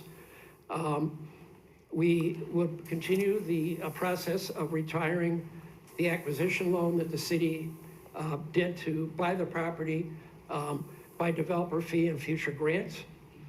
Be 15 property management jobs created from the property manager on down to maintenance and janitorial. By densifying Riverwalk Home and carrying through on an initiative we're doing right now by not tolerating bad behavior, we feel it'll have a definite positive increase on people's property values. And finally, the provision of coordinated services to present and future residents of Riverwalk, as well as those that will be permanently relocated from Riverwalk. The food pantry is part of that and is available to all residents in need in the greater Will County area. So that's where we came from, where we're at, and certainly happy to answer any questions. Any questions? Any questions? I guess my biggest question continues to be the soft costs involved in this project. Right now, I believe that the mortgage due is $7.5 million. Yes. And if you put the numbers back up, it seems like we're gonna just take on so much more debt. And I don't understand why that's happening. I understand this, the hard cost of the renovation is about $214,000 per unit, and the soft cost somewhere around $215,000. So I just don't understand how that money is invested in the hard costs. I get that, but the soft costs are what's throwing me off. I don't understand all the moving parts of the other $40 million, $39 million. Okay, are you talking about the soft costs of about 22 million? Well, it's more than just 22 million. Okay. Okay. I've got other numbers that you showed me in the past, and it wasn't 22 million. What I'm looking at, acquisition cost 13 million eight. I'm not quite sure what that is. All right. That's a soft cost. The mortgage owed right now is 7.5 million, from what I understand. 7.5 million. You want to explain the benefit of taking it up to 13.8? Yeah, so earlier this year, we went out for appraisal. So how the low-income housing tax credit work is that for the acquisition price, so first we need to know the land price and also the building price. And on top of that, we can generate the tax credit equity, which you could see on the source of funds line item number 4. So you could see that there's a 3.4 million benefit to the project. So that's why we would like to place this 30.8 million into this project. And on top of that, that 30.8 included that the 7.5 Mayor you just mentioning. So 7.5 adding another 6.3, that is how we come up with 13.8. So if you were saying that the soft cost is higher than 22, I assume that is 21 plus 30.8.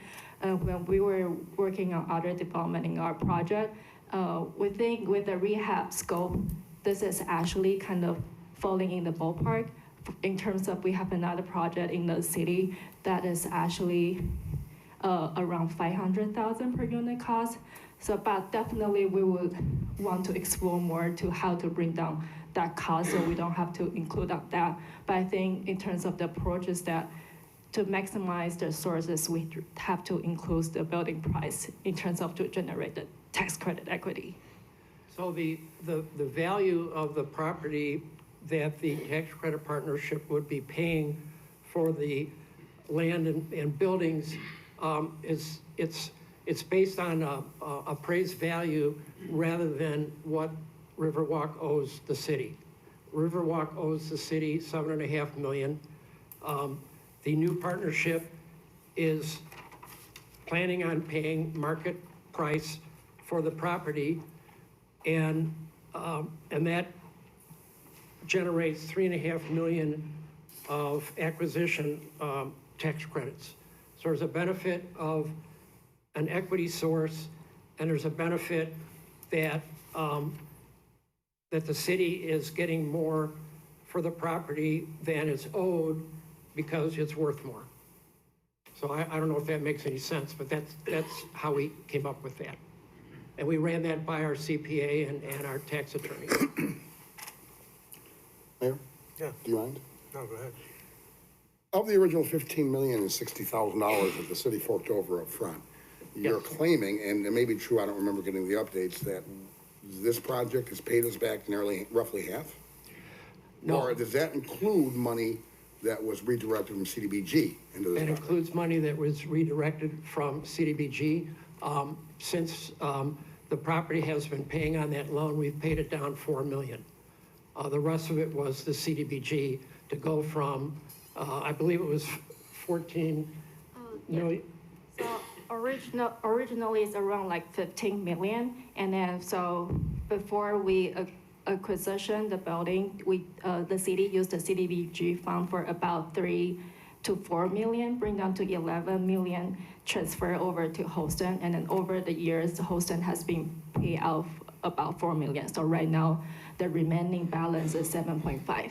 So, and getting back to what the mayor's referred to, which I'm in agreement, Mayor, on the soft costs versus the hard costs, quite a bit of profit in the soft costs. So that does not include the 10 million plus that we had in legal fees in the years leading up to the condemnation. That's just for the hard cost of purchasing the building. That's correct. Okay. What's the average square footage of the remaining 177 units that you would have under this demolition and remodeling proposal? What do we, oh yeah, you have it here.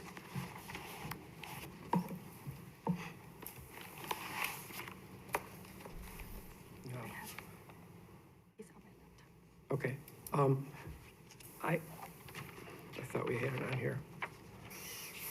We're looking for it real quickly. Sure, Thank you. because Mr. Holston, I don't see that we're building brand new buildings. We're going to preserve 3 or 4 of the buildings, tear down the rest, and then remodel those 3 or 4 for 177 units.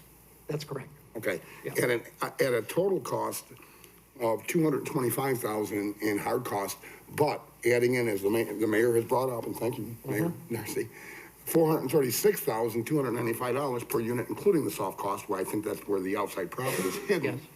Yes. The average house in Joliet right now is selling for $225,000 on a 2 or 3 bedroom, and that includes the land. We already own this land. The median household, the median price of a house in Joliet last year was $285,000, which is the average house then is 2.5 to 3 bedrooms. Please, I know I've never been supportive, and my position hasn't changed. Make sense of why we're spending $436,000 for what's the average square footage. This would be an average house of 2,000 to 2,500, the numbers I gave you for Joliet homes. What would be the average square footage of the remaining 177 units?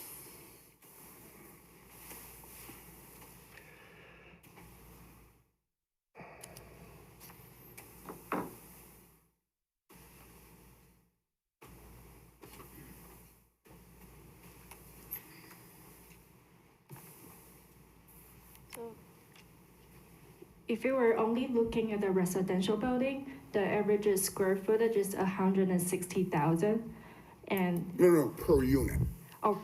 you mean the per unit cost? Average square footage of the living space per unit. Okay, so we Is it have- 900? Is it 1,000? Is it 700? Yeah, we have 160, what is it? 166,000. Divided by 177. Divided by 177. 903. Calculator. 903. 937. 903 square feet. 937 square feet a unit 937? Right. for 436. And the numbers I gave you for the, now the average home to be built in Joliet and a three-bedroom, 2,000 to 2,500 currently would cost under $380,000 on average. Please explain how these units, 900 square feet versus 2,000 to 2,500 square feet being purchased at 225 or 285, or being built at 280 to 300 maximum. Why the inflated cost on these tiny units?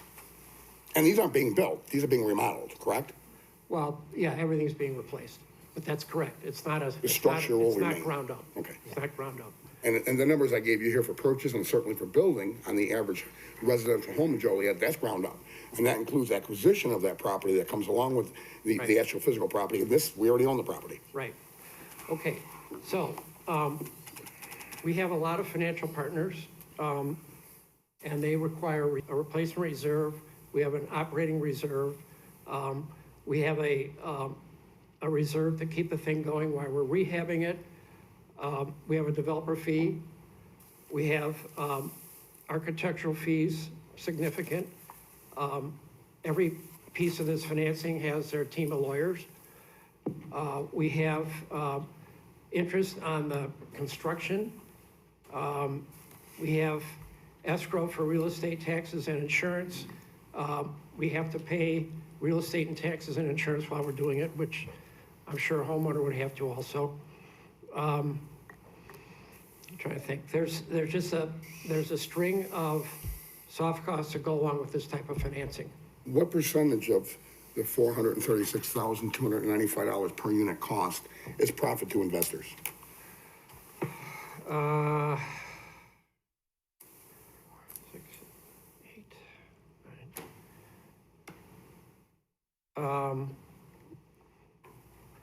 The profit to the investors, the investors or the general partners? Either Everybody. one? All of them. Okay. Profit. Because that's gonna be part of the soft cost, I'm Yeah, correct, as versus the hard cost. What percentage is the developer fee?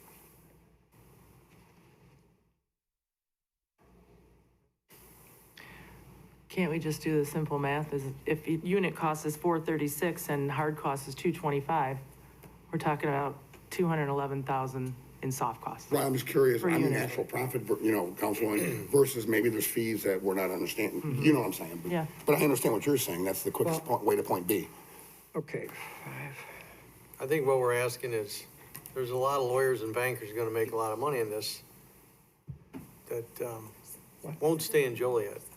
The developer fee? Okay, the city and the city and their partner will be getting. 3.5. What 3.5%. or? So the developer fee is 5.5 million for the full project. On 77 million. Yes, and then divided by 77 million, which that equals to 7.1%. Okay, so the profit on doing the deal is 7.1%. I can't speak for the profit that the lenders are getting. Like I said, the buyer of the tax credits pays 90 cents on a dollar and gets, those are, dollar for dollar tax credits. The lawyers are probably making $400 or $500 an hour. Architect is making whatever HUD allows. There's all sorts of fees for, the first mortgage has a fee, the Ida home loan has a fee, the tax credits have a fee.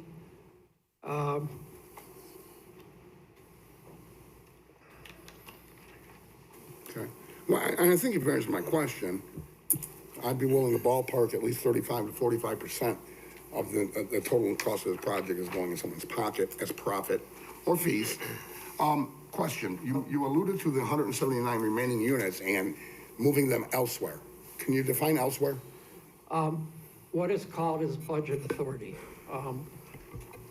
Budget authority comes from HUD to housing authorities and projects like this. And it's an annual appropriation from which come rent subsidies.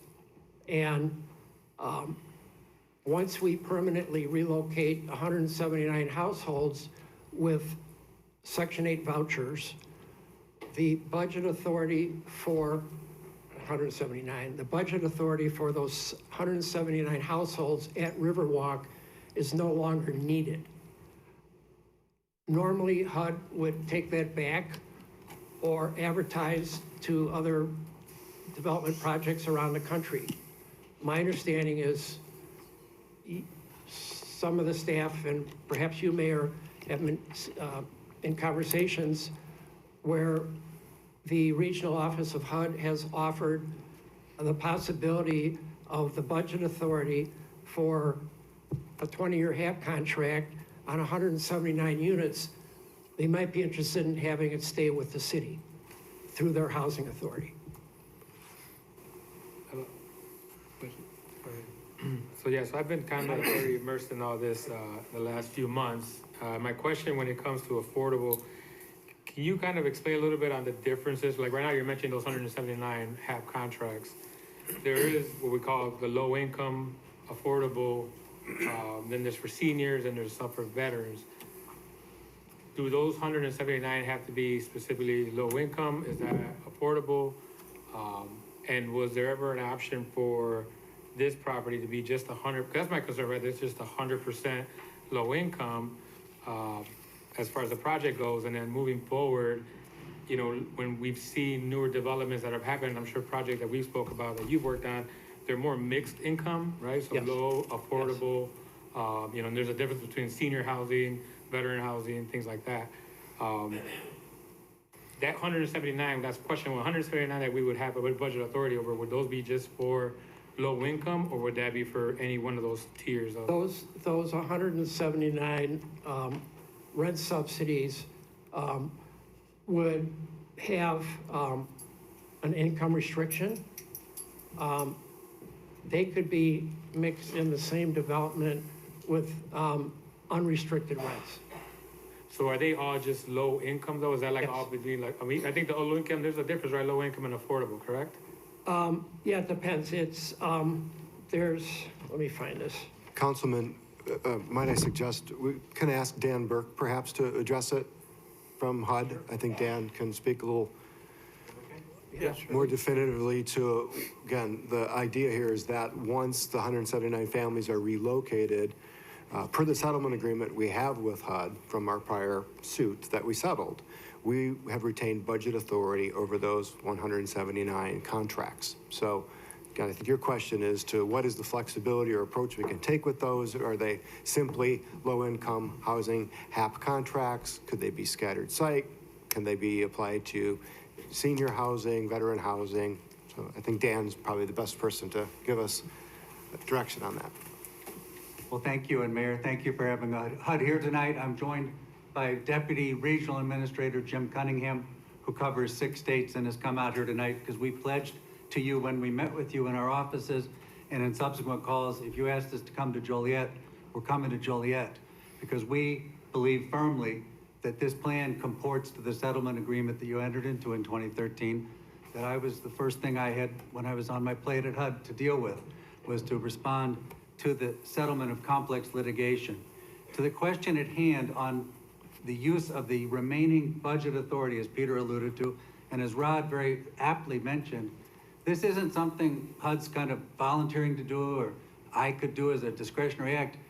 The ability to deploy strategically the 177 remaining units of budget authority, about 3.5 million per year amortized, that deployment is a flexible authority that's contemplated and it's authorized, I guess is the best way of putting it, in the settlement agreement.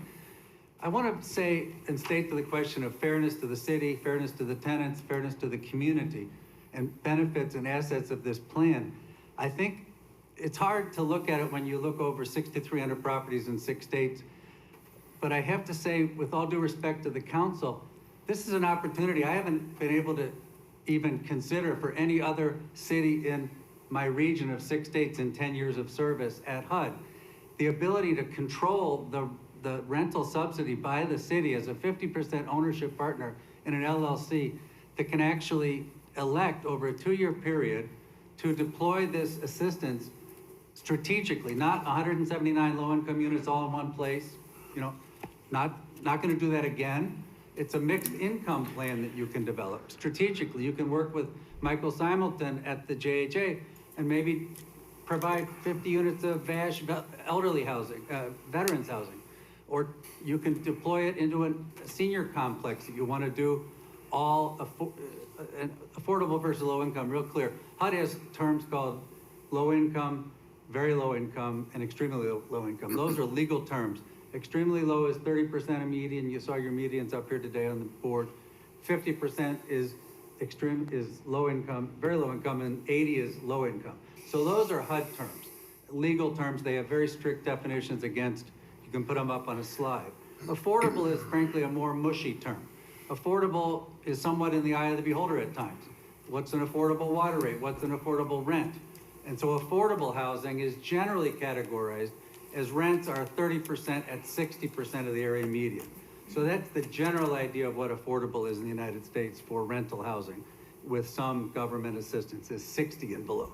But in the case of the assistance you've asked me about, that is allocated to very low income households, the Section 8 rental subsidy, that scarce supply. These 170 units, if they walk away, you know, I mean, this is a resource people really yearn to get, because you have the position to work with your partner or within yourselves as the controlling partner of this entity to look at that assistance creatively as a city and say, how does it fit into your strategic plan? Maybe 14 units should be over at the golf club development, or, you know, it's a ability to be creative, is I guess what I'm saying.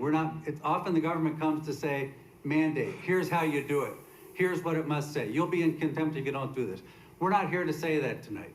We're here to say we're your partner. We've been your partner since 2017, HUD has, in a very strategic way with this city. We weren't between 2005 and 2017, to be blunt. We were adversaries, and it wasn't pretty. And we come here tonight, actually, it's not a perfect plan. 177 is the number. HUD didn't pick the number. It has to be at least 115. That's the number that worked its way through. But I want to address, and I'm sorry I've taken too long, but if I could, to the councilman who I had a very strong and positive conversation with about this plan and has done great due diligence into it, as has the mayor. And I respect that. But I want to say that this really isn't an outdated plan in terms of the current scenario of how affordable housing is getting done. To get tax credits, which is the only way to develop affordable housing, there's no affordable project that you'll see that doesn't have low-income housing tax credits. It's a misnomer because you get the low-income mixed with affordable. But the point is, you have to have credits to do anything. Credits carry a 30-year extended use agreement. So any project Holston does, Brent does, anybody does, has a 30-year extended use agreement. It's not something you can kind of pick and choose from. The key to this plan that I see that's creative and different, and Councilman, I respect the idea that if it could be a totally reformed site, you know, and start from scratch, that might be the best social ideal.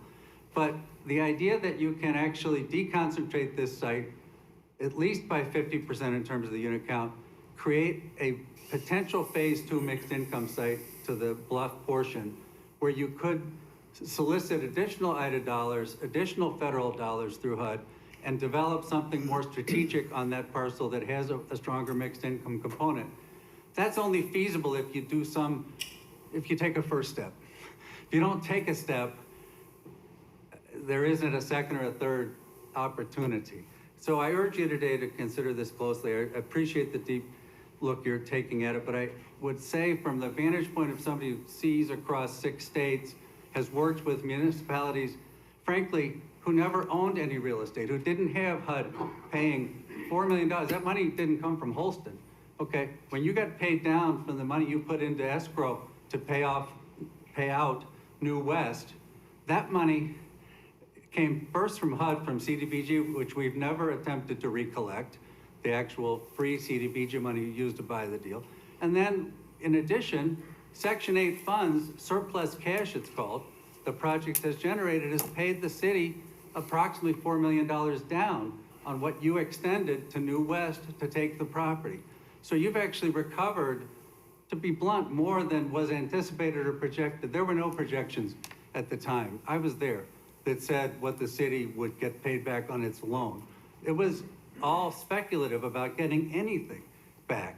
You ventured the idea to take the property through eminent domain and to pay the price. But HUD has actually borne about 50% of that. And you now stand economically, speaking dollars, to actually be a fiscal participant in this transaction. There's no city in the state of Illinois, there's no city in Region 5 that actually has an economic stake and gets money out of HUD development and redevelopment. City of Chicago hasn't made a dime on all the plan for transformation. They're not partners. They're not getting fees, developer fees. So I urge you to look at the whole picture when you look at the fairness. I understand your concern about soft costs, especially if you're not in this field and you don't live it and see it, it's like, you know, what's that number? But if you take the time to work through it, you'll be offended by some of them. You'll be thinking there's some people downtown at big firms that are getting off and stripping off some money. But you'll also see, what about 150 jobs coming in to bring 220 grand in actual investment in the city? Jobs in people's pockets in a city that could really benefit from them. I fear that we're not seeing the benefits. You're not seeing perhaps when you look at this whole picture, because you know, this isn't what you do. You don't see these deals. When you see this, Mayor, it's like, well, you know, I'm a business person. This doesn't make sense. Well, I can only tell you this is the structure that's been developed by which affordable housing is done. You have the creative opportunity to deploy the Section 8, which nobody else has, and that can become for you a legacy where you're not reconstructing that 179 units. You're actually, as my staff said to Mayor and Rod Tonelli, I'll break it into 12 pieces if that's what you propose. We have the flexibility to take that 170 and divide it by the number you decide. And I urge you to consider that opportunity. Thank you. Quick question, Dan. You and I spoke a few times, and you told me that it's site-specific. You know, one of the things that we're trying to do in this community is come up with a long-term comprehensive plan, which we haven't had since 1958. And obviously, there's only so much riverfront in the city of Joliet. So you definitely told me that this 177 is site-specific. Is that part of the 2017 agreement that it has to be at that location? Well, I would say that there's a lot of different agreements and things, so I want to be accurate in responding to you, Mayor. The 177 is the agreed upon number in terms of the advanced plan to be retained on the site. The use agreement to which you're a party to says you have a legal obligation to maintain at least 115 until 2037. This plan adopts a slightly higher number, but that's consistent with the terms of the use agreement and the settlement agreement to be within the minimum number required. When I said site-specific, I'm not sure exactly how I used the term. I would say that you really have kind of three sites here. You have the redeveloped, rehabbed, renovated site of the buildings that remain. You have the parcel that you're demolishing, which is site-specific and could be the subject, I might have mentioned it, and I'm not making any commitment to it, but we've discussed this choice neighborhoods, which this project falls within the rubric of this plan to do site-specific mixed income development, where you're taking a site that's been heavily concentrated with poverty and redeveloping it in a comprehensive way. Choice neighborhoods will bring 8 done a year out of 30 applicants, get $50 million as a source to do a mixed income site-specific component. So I might have mentioned that, Mayor. But the 177 balance are not site-specific. They're discretionary to the controller of that subsidy, which is you. So you tell us, well, under the city strategic plan, we really think this should be over here. It doesn't really have anything to do with Riverwalk per se. This is a plan you're developing in conjunction with Michael Simelton or with a private developer, not with Holston, with a local developer that you have RFP'd or, you know, however you choose to do it. It truly is a flexible resource. It is not site-specific. That is the remaining budget authority that I was called up here to speak about. That's not site-specific. So the 177 could go to a different site? Or sites. Mayor, can we just clarify, because we keep mixing up the numbers, not not intentionally, but, so Dan's referring to the 179. Those would be the families after they're relocated. The budget authority we have over those 179 contracts, yes. There's a willingness from HUD to work with us. Those could be moved to different sites. I think your original question, we chose a plan back in 2019. The council adopted a resolution to choose a plan to redevelop 177 units on the site. The settlement agreement requires that we do at least 115. I think your question is, in the settlement agreement, does the 115 have to be on that site?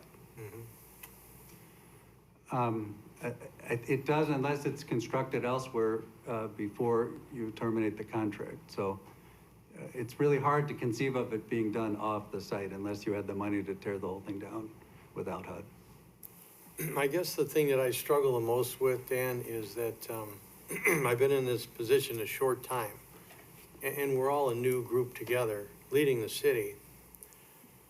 And this is very time is of the essence with this. We've gotten to be able to kick this from June 30th to a few more weeks, right, Peter? I mean, they're telling me that the golden ticket's gonna expire here pretty quick. In the meantime, we're not too far away from presenting an RFQ for our long-term comprehensive plan. You know, it's like, we're damned if we do and damned if we don't, right? Because if this were a year from now, and we had our plan strategically done, we would have a much more firm opportunity to know exactly what we'd want to do with that site, with the 115 or the 177, where would the 179 go? But this just kind of came up on us so fast. And you know, like I said, this came to me on June 6th, saying that if you don't sign this by June 9th, we're going to be in contempt of court. But apparently there's a timeline on this golden ticket from IDA that we have no choice on. Either we take it or we don't take it. And if we don't take it, then we've got issues, correct? Well, I'm not going to speculate about that, Mayor. I'm not a political person or a person to, you know, I would say that with all due respect, this award, which has been made by the state, authorized by the board of the Illinois Housing Development Authority, is a time-limited award only because tax credits have a shelf life. And if you don't put them into place within certain periods, you lose them. So IDA has a certain pressure. We all bureaucrats, we have different pressure points of what is a deadline or a drop dead. And to your credit, as a newly elected official, getting this plan that wasn't a part of your history and development, you called the question and asked IDA to take time and to give pause for you and perhaps your council and staff to evaluate it and not have 9 days or whatever that was. And Kristen Faust, the director of IDA, did agree to that and has agreed. And I don't know her drop dead the golden ticket. I just know that it is time limited when IDA has to just say, we're offering the assistance. We have plenty of people lining up. If you don't want to take it, okay, we've got, you know, these are competitively scored applications. You won. You know, you're the owners. You have 50% of this. You won. And I tell you, I was in this business before I was in the government, and it's a pretty big victory to win in terms of the odds of coming out with the IDA round. So they have people ready to go. You've got a timeline. You have things you have to measure. I had a conversation with, I don't want to be trite here, but I spoke to the councilman. I said, sometimes, you know, you can't let the perfect be the enemy of the good, you know, and I think that that kind of rests here. I think that there's many better things that could be planned, perhaps with time and a part of your future strategic plan, but the train will have left the station. The 177 units in budget authority will, you know, you're kind of at a pivot point. And it came to you at an unfortunate time in your tenure in terms of the length of the tenure, so I'm just deeply respectful of that, but it's kind of the time it has come in. And if the time passes and the resource leaves, you're tending to kind of a really unstable situation because you have a project that by all accounts is not where anybody wants it to be, from HUD to Holston to you, you know, and we don't have a great plan for it in the absence of this plan. So those are my thoughts, and I just respect the fact that you're deeply engaged in this issue, and HUD stands ready here or subsequently to meet or go over any issues. Mayor, I have one quick question. Sure. Mr. Dan, was it Dan? Yeah. We were told, because I was around back then, that the 179 could be offered vouchers to go anywhere in the United States. Does that still hold true? Well, the 179 tenants who will be offered housing choice vouchers administered by the Joliet Housing Authority with an administrative fee of $100,000 per year, returned to the Housing Authority for taking that on.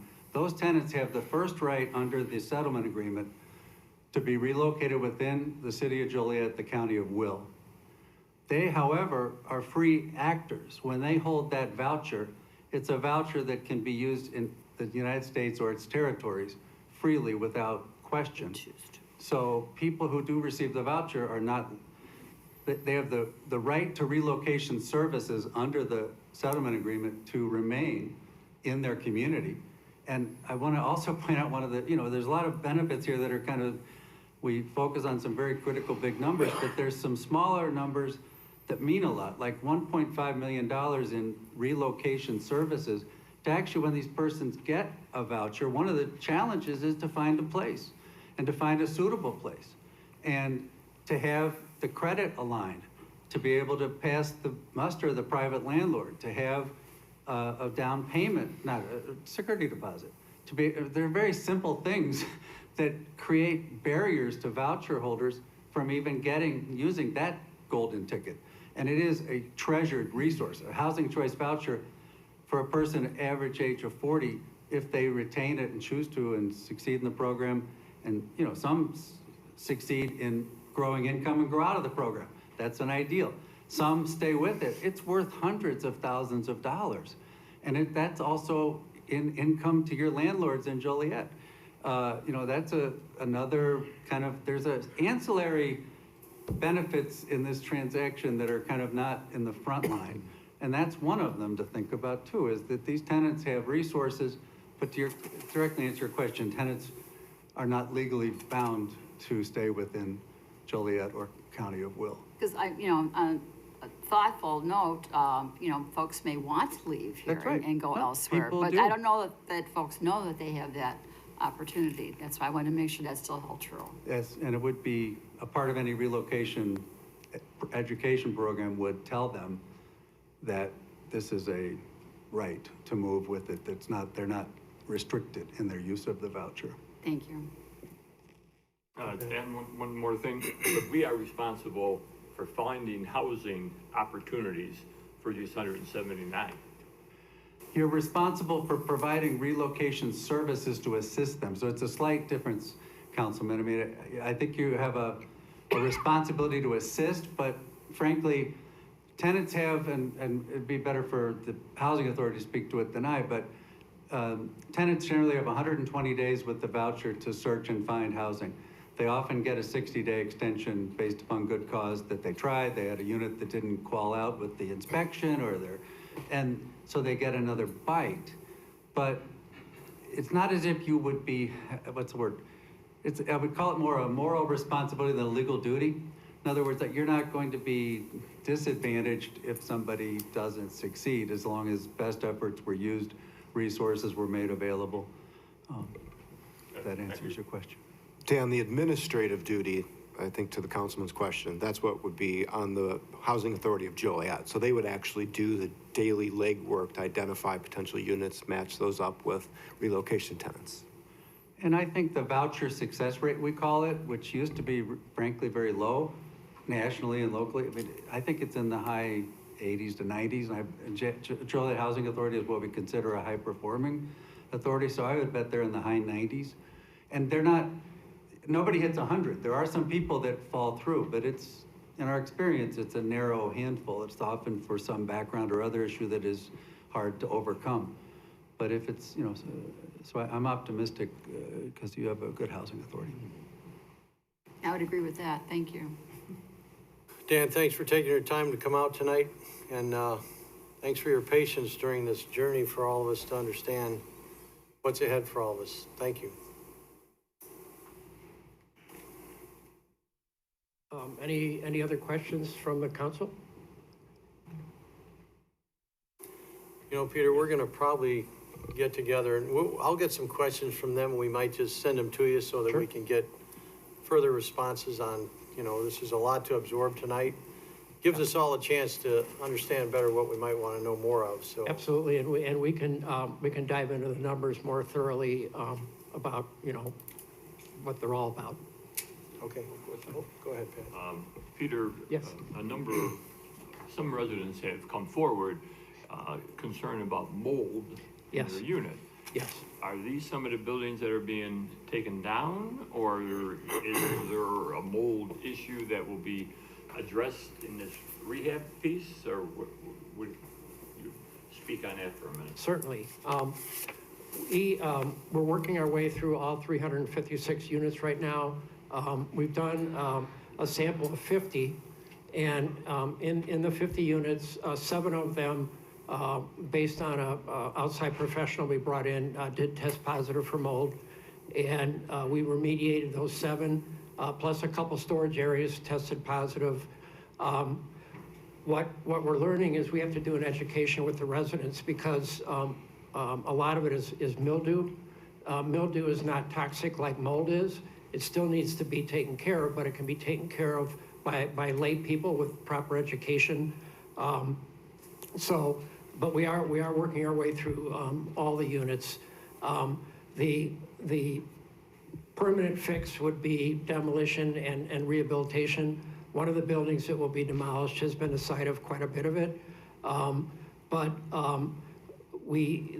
Water infiltration is coming from several areas. It's coming from the roof, the tuck pointing, sometimes from leaky plumbing. The other thing that we noticed is without adequate air circulation, there's a problem. And each bathroom has an exhaust fan. And oftentimes when we're in there, we'll hold a Kleenex up to the grill that goes into the exhaust fan, and a lot of them are not pulling that Kleenex up. So then we have to go in, and most often the fan motor's burned out, so we keep those in stock, we replace them, and that's also a big issue. But we are attacking it. Thank you. Sure. Any more questions? Thank you. Thanks for your time tonight. Thank you. Moving on, next is the approval of the agenda. Is there a motion to approve the agenda as written? Joe, did you want to, you said you wanted to pull something? We vote separately on 43623. Sure. Is there a motion to approve the agenda as written with the following change? Remove Council Memo 436-23 from the consent agenda to be voted on separately.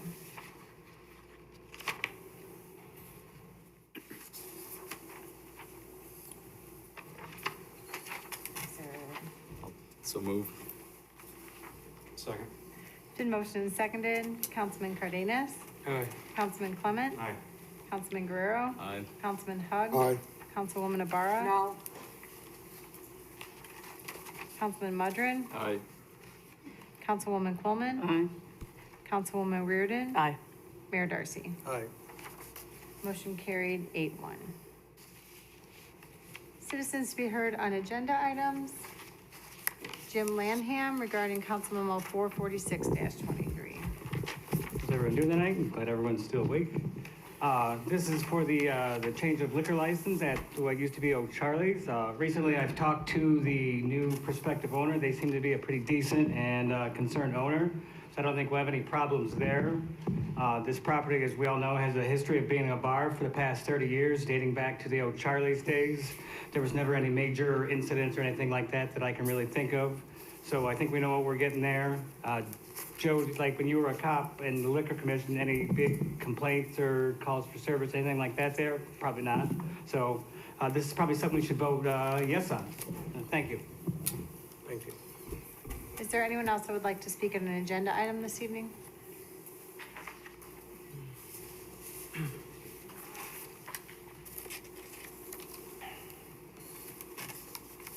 Good evening, Mayor and City Council.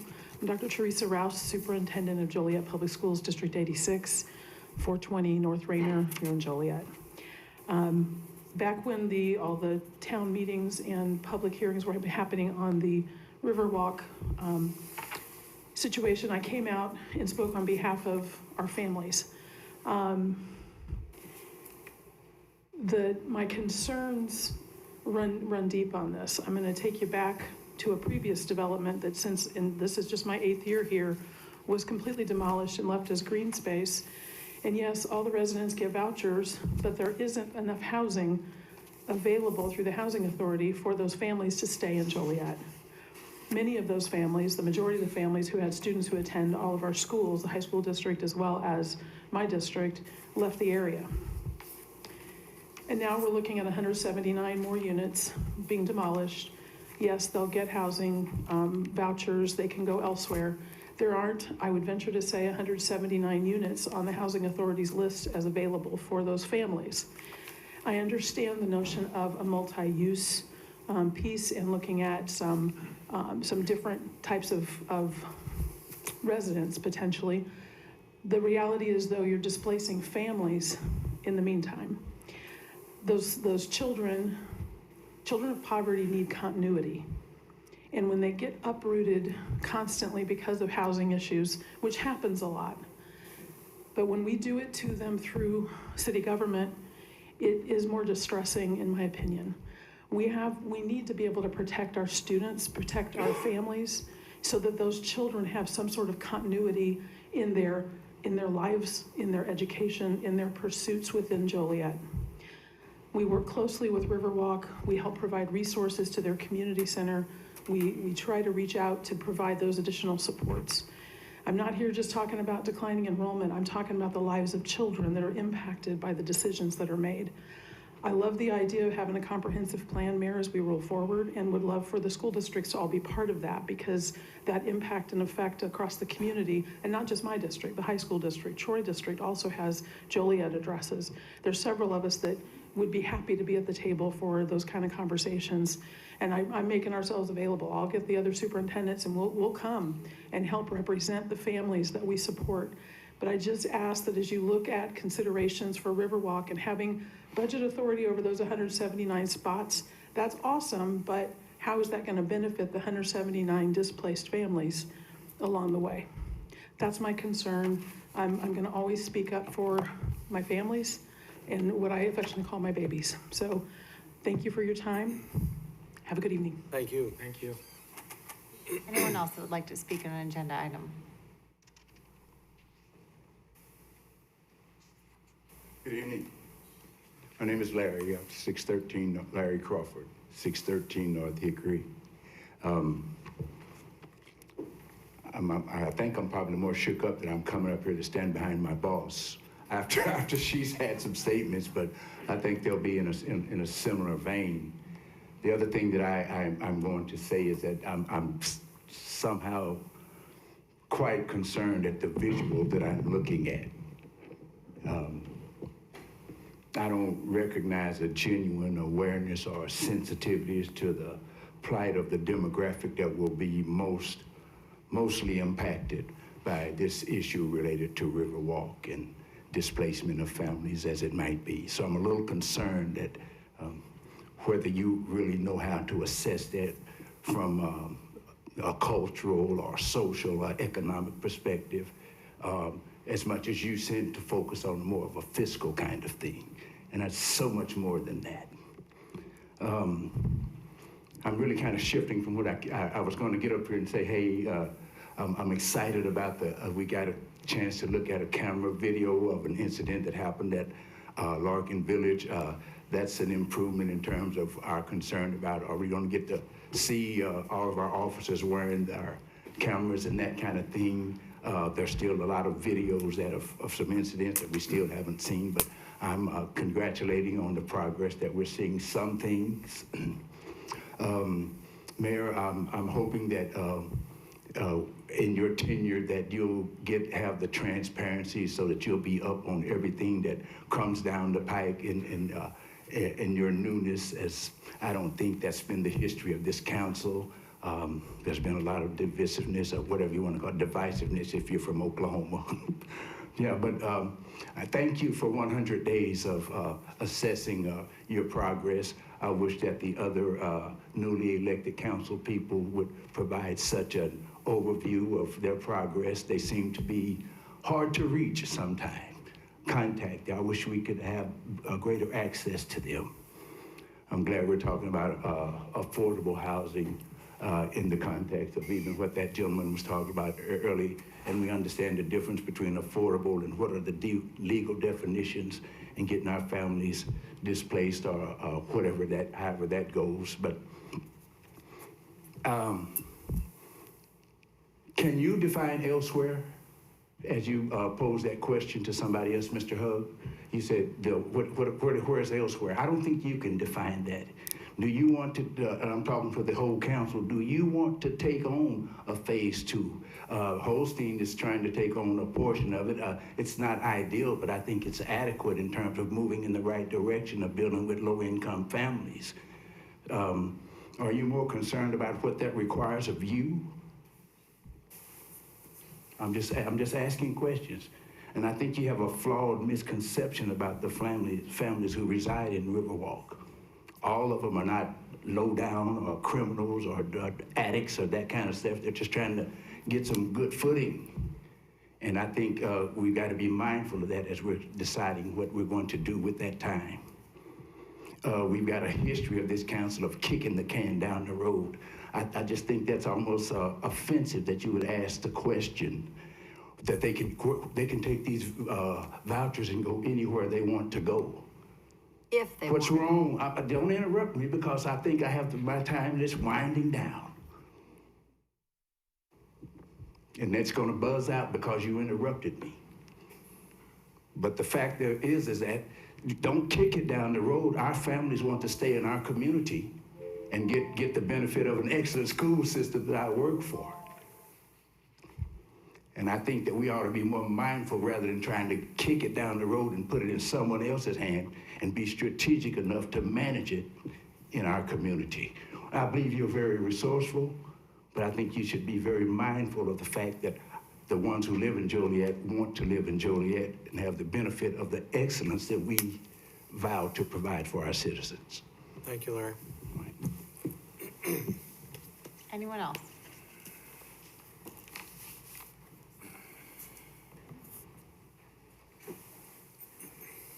Good evening. My name's Jeff Pritz. I'm at 600 Western Avenue.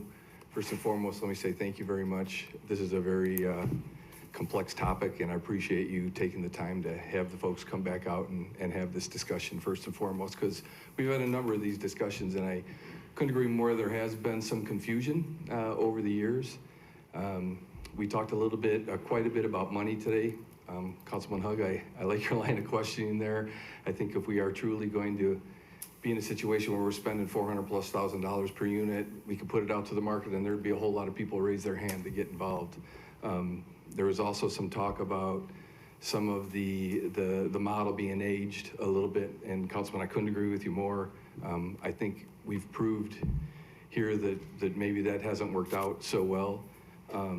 And a lot of that revolves around the sustainability of what that complex will look like going forward.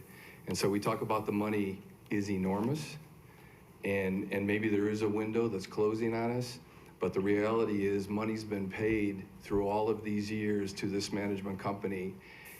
And I live, as you heard my address, very, very close, and I drive through this area 3-4 times a week, coming in and out of town. And all you gotta do is drive through and take a look. It's not being kept up today. You heard the laundry list of things that were wrong with the unit today that hasn't been kept up.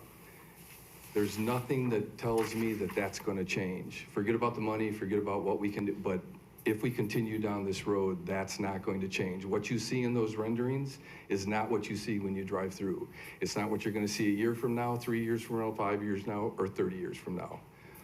I'm asking you, please think about anything and everything that you can do to find another way to make this happen and not put the next generation in a situation where we're having the exact same conversations 30 years from now. I appreciate it.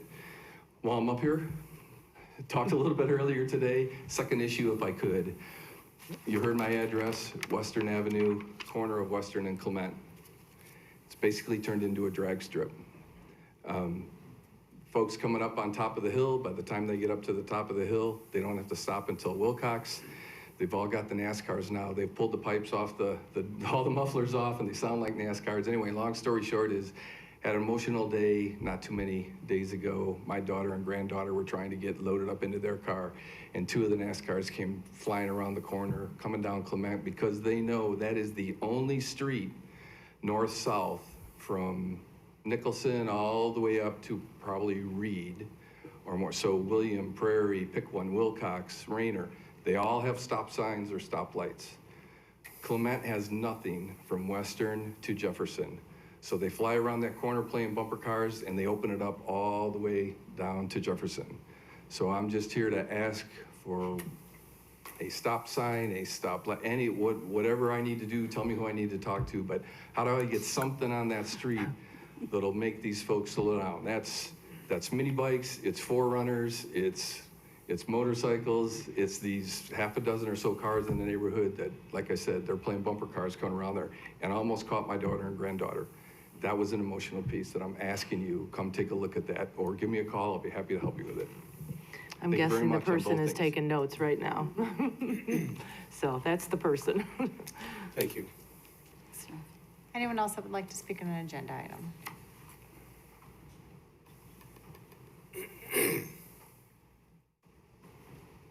Mary Lou Gates Mahalik, just wanting to talk about a problem we've got at 925 Oakland.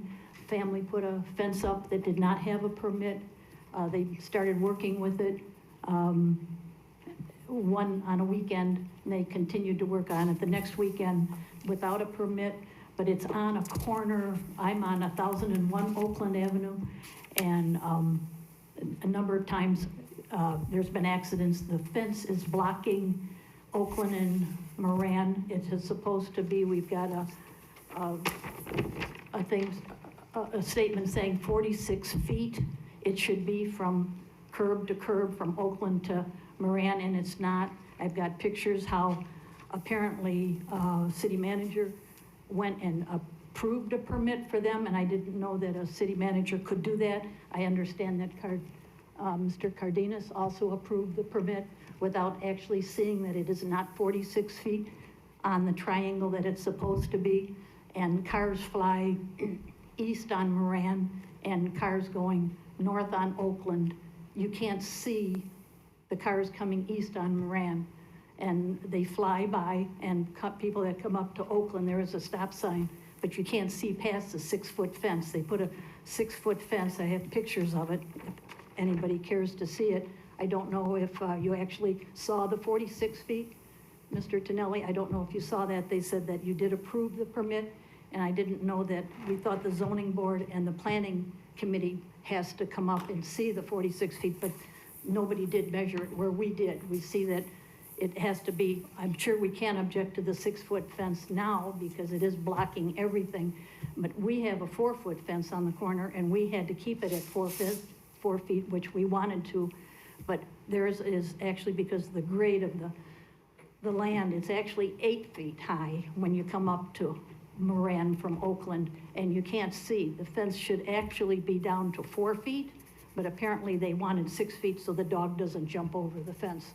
But you can see if anybody goes by there that it should be 4 feet, and I've noticed in all of the city, you should have 4 feet at a busy corner. It shouldn't be 6 feet all the way where you can't see cars coming each way. I do have pictures of it, or is there something, like I said, they did put the fence up without a permit. They proceeded to do it on the weekend so that nobody would stop them. Kevin Mueller came and did a stop order because they didn't have a permit. They had it halfway up, and actually they told us they didn't need a permit. And we thought, well, the fence is going to cause a problem with traffic. And it's up now, it's an eyesore, and it is a traffic hazard. I've got all the dates of when they started the fence without a permit. Kevin gave them a stop order for the fence, but they continued to build it, which was kind of aggravating only because it's a 6-foot fence that is blocking traffic. So other than that, Would anybody care to see the pictures that we have or not?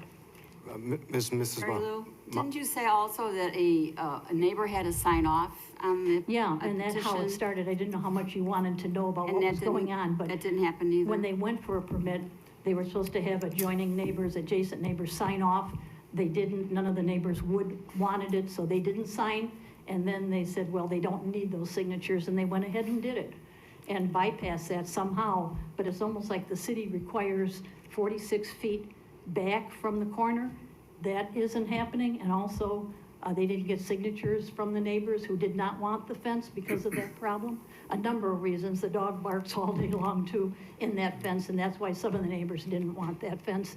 But really, the main thing is the 46-foot corner lot visibility triangle. It was Mrs. Mahalik, if you want to give me a call tomorrow, I'd be happy to take some time, talk to you about it. I appreciate Yeah. that. How do I reach you? I'll give you my card. Very much. Can I just give this to you? I don't Sure. think I'm allowed to. So in the end, who approved this? Karen?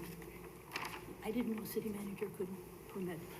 Yeah, issue no, a permit. I don't issue permits. Oh, I heard that you did. No. That's right. Tonelli, who finally gave the okay that this was okay then? Did you go out there and measure? I did and not, ask? Did you no. talk to them? I did not make any measurements. The planning I understand department. that the family that did it just gave someone down at the planning committee this diagram that shows that it is 46 feet, but it's not 46 feet. You can measure it and see that this is my husband who's livid about the whole problem too. Just a real quick Can we- update, 46 feet. Thank you for giving us this time. We can do it. Okay, We can do it. the mark is from there to there, that's the end of the block. And then it comes down 46 feet here, 46 feet here. Now, if you're standing, if you're standing. Can we do this tomorrow? Oh, yeah. I know, What but can he's you- pretty livid about it. Oh, I'm too. sure, I He's not understand, well, so. thank you. You know, But for the sake of actually, just, it's 31 feet. It's If- 31 yeah, feet now. 31 feet, you can see the corner, it's 46 feet you can't. And, okay, and again, I don't know if I can just leave you that, that's the ordinance in the computer about how it's gotta be 46 feet. I'm familiar. Thank you, folks. Thank you. You know, if the dog does bark, you can call the police department because we do have an ordinance against barking dogs. I'm trying to keep peace with them. And I understand, I'm just, It's a nice couple. I know. The dog is a nuisance, and Of that's course. what's behind that fence. Thank you. Thank you, everyone. Thank you. Is there anyone else who would like to speak regarding an item on the agenda?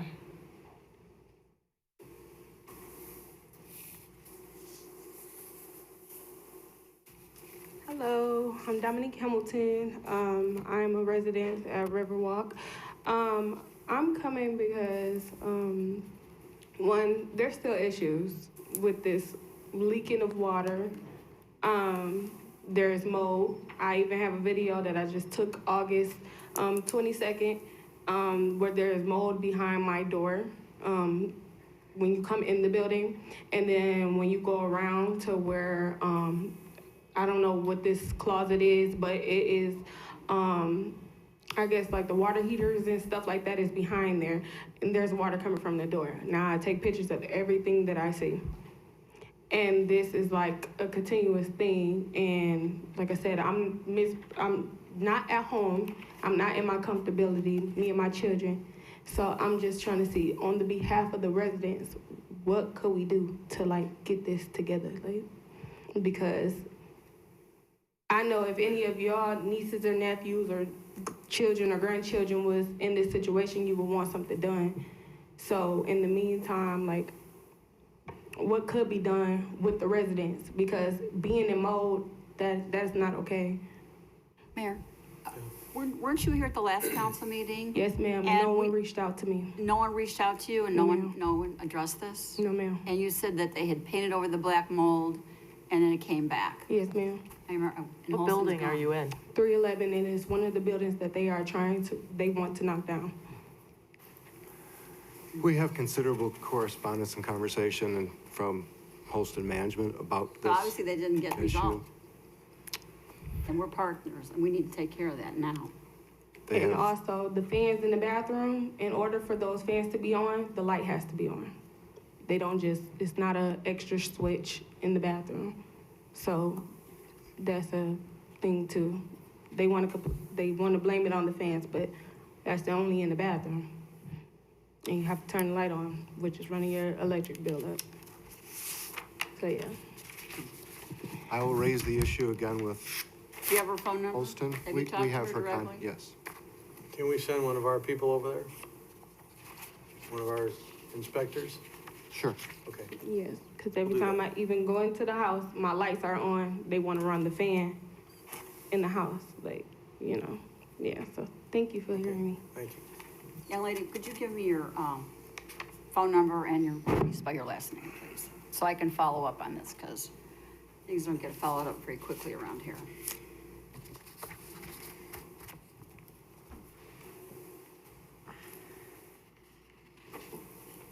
Anyone else that would like to speak on an agenda item? Seeing none, we'll move on to council committee reports. Thank you. Public Safety Committee report. On this.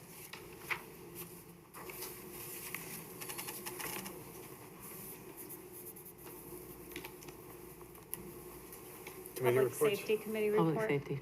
Mm-hmm. No, report. Oh. Oh my God, that's a You're public up. safety, that's a public safety issue. My goodness, okay. All right, sorry, I get involved here.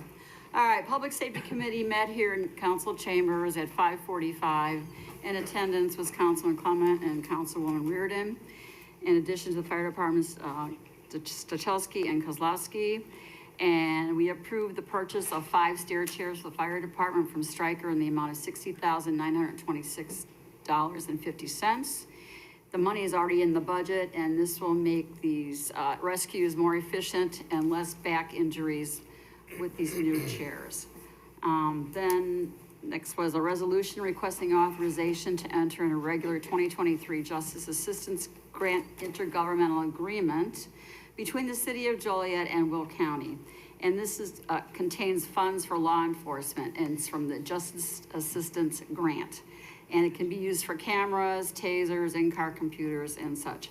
And we agreed to, the motion was made and we passed the resolution to enter in that agreement that we enter every year in. Other than that, that was it. We adjourned. Our meeting, believe it or not, was 4 minutes. The quickest one we've ever had. That concludes our report, Mayor. Thank you. Public Service Committee report. Public Service Committee met here at 4 o'clock, which is an unusual time for us, but as we all know, we have a combined meeting tonight. We had to get everything in. On the committee with myself is Cesar Guerrero and our chairman, Larry Hugg, who could not make it because of that 4 o'clock start. We met, like I said, at 4 o'clock, and our meeting did take an hour, Jim. Contracts that we approved are 7, and the 9/11 system was part of it for $31,000. We have a well that's out that was part of the agreement, and we have a contract with Baxter Woodman going forward for professional services for an amount of $846,500. We had 4 change orders or final payments. A lift station that is on Black Road, almost out to Bronx. We approved that for $107,000. We was given a report by Greg Ruddy on the Emerald Drive contracts that he has approved with PC Farrell Construction, and we've approved a professional service contract. And when I say we approved them to come to the full council with Burns and McDonald Engineering for $1,090,000. We also then, Greg Ruddy gave another presentation on Olympic Boulevard where we were moving 6 partials that an agreement has been made with their costs there. He has 2 more partials that are still working on trying to get them finished up before the work starts. We had a presentation on the alternative water source program that Ellison Switzer and Joe Johnson from Stantec is making to all the groups on where we fit with our budgeted 2030 completion date. suggested a meeting. Caesar, I don't know if you want to add anything? Pushing the intergovernmental agreements, the Forest Preserve. I did not. We have a couple agreements with the Forest Preserve for moving water down to us when the time comes at the Isle of Cash in Romeoville. That's my report, Mayor. Thank you. I show no other reports. Moving on under consent agenda. Can I just stop 1 second? On our agenda, we've got a list for appointments. And what I found out about appointments in our city is that there is no structure. There's a lot of committees that have people that are on, like, right now, I think it's Zoning Board of Approval has 7 members. 6 of them are all gonna expire on the same day. I'm finding that there's no staggered terms, which there should be.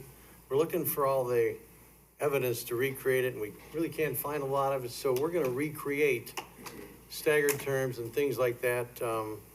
There's no attendance requirements, so we're taking a look at some of the things that are going on, trying to redevelop them. So right now, there are some people that may have had an expired term, and rather than just do it, we're gonna come up with a plan. I know that Chris Regis and Todd are working on it in the legal department to create a plan that when we do this now, there will be staggered terms. So if it's 7 people on a committee, 3 are on this 2 years and 4 are on the next 2 years, so that it continues to be a transition, as opposed to all the members coming due on the same day, which I don't think that's the intent of any of these committees. So I just want to make the point that we're working on that, and that we will get with some of the committees that maybe their term was up this month. We'd ask them to stay on, and then we'll start to work through this change. Just want to make that comment. Can I make one additional comment to that? I would like to see equitable representation on these boards and committees with East Side residents as well as West Side residents. Thank you. Thank you. Moving on under consent agenda, approval of the minutes. It's recommended the minutes of the pre-council meeting held on August 14th, 2023, and the minutes of the council meeting held on August 15th, 2023 stand approved. Invoices to be paid. It's recommended this report be approved. Council memo 436-23 was removed from consent agenda to be voted on separately. Council memo 437-23, award of professional services agreement for the Hickory Creek Channel Wall Monitoring to Willett Hoffman and Associates in the amount of $100,000. Council memo 438-23, amendment number 1 to the professional services agreement for independent review for the alternative water source program with Burns and McDonnell Engineering in the amount of $1,090,059.35. Council memo 439-23, change order number 2 for sidewalk vault improvements, 16 West Van Buren and 79 North Chicago to Lindblad Construction of Joliet in the amount of $225,459.80. Council memo 440-23, change order number 3 for the Hobart Road, Hollywood Road roadway reconstruction project to deconstruction in the amount of $132,478.75. It's recommended council memos 437-23 through 440-23 be approved. Is there a motion to approve all said consent agenda items? So moved. Second. Been motion and seconded to approve. Councilman Clement? Aye. Councilman Guerrero? Aye. Councilman Hug? Aye. Councilwoman Navarro? Aye. Councilman Mudrin? Aye. Councilwoman Quillman? Aye. Councilwoman Reardon? Aye. Councilman Cardenas? Aye. Mayor Darcy? Aye. Motion carried.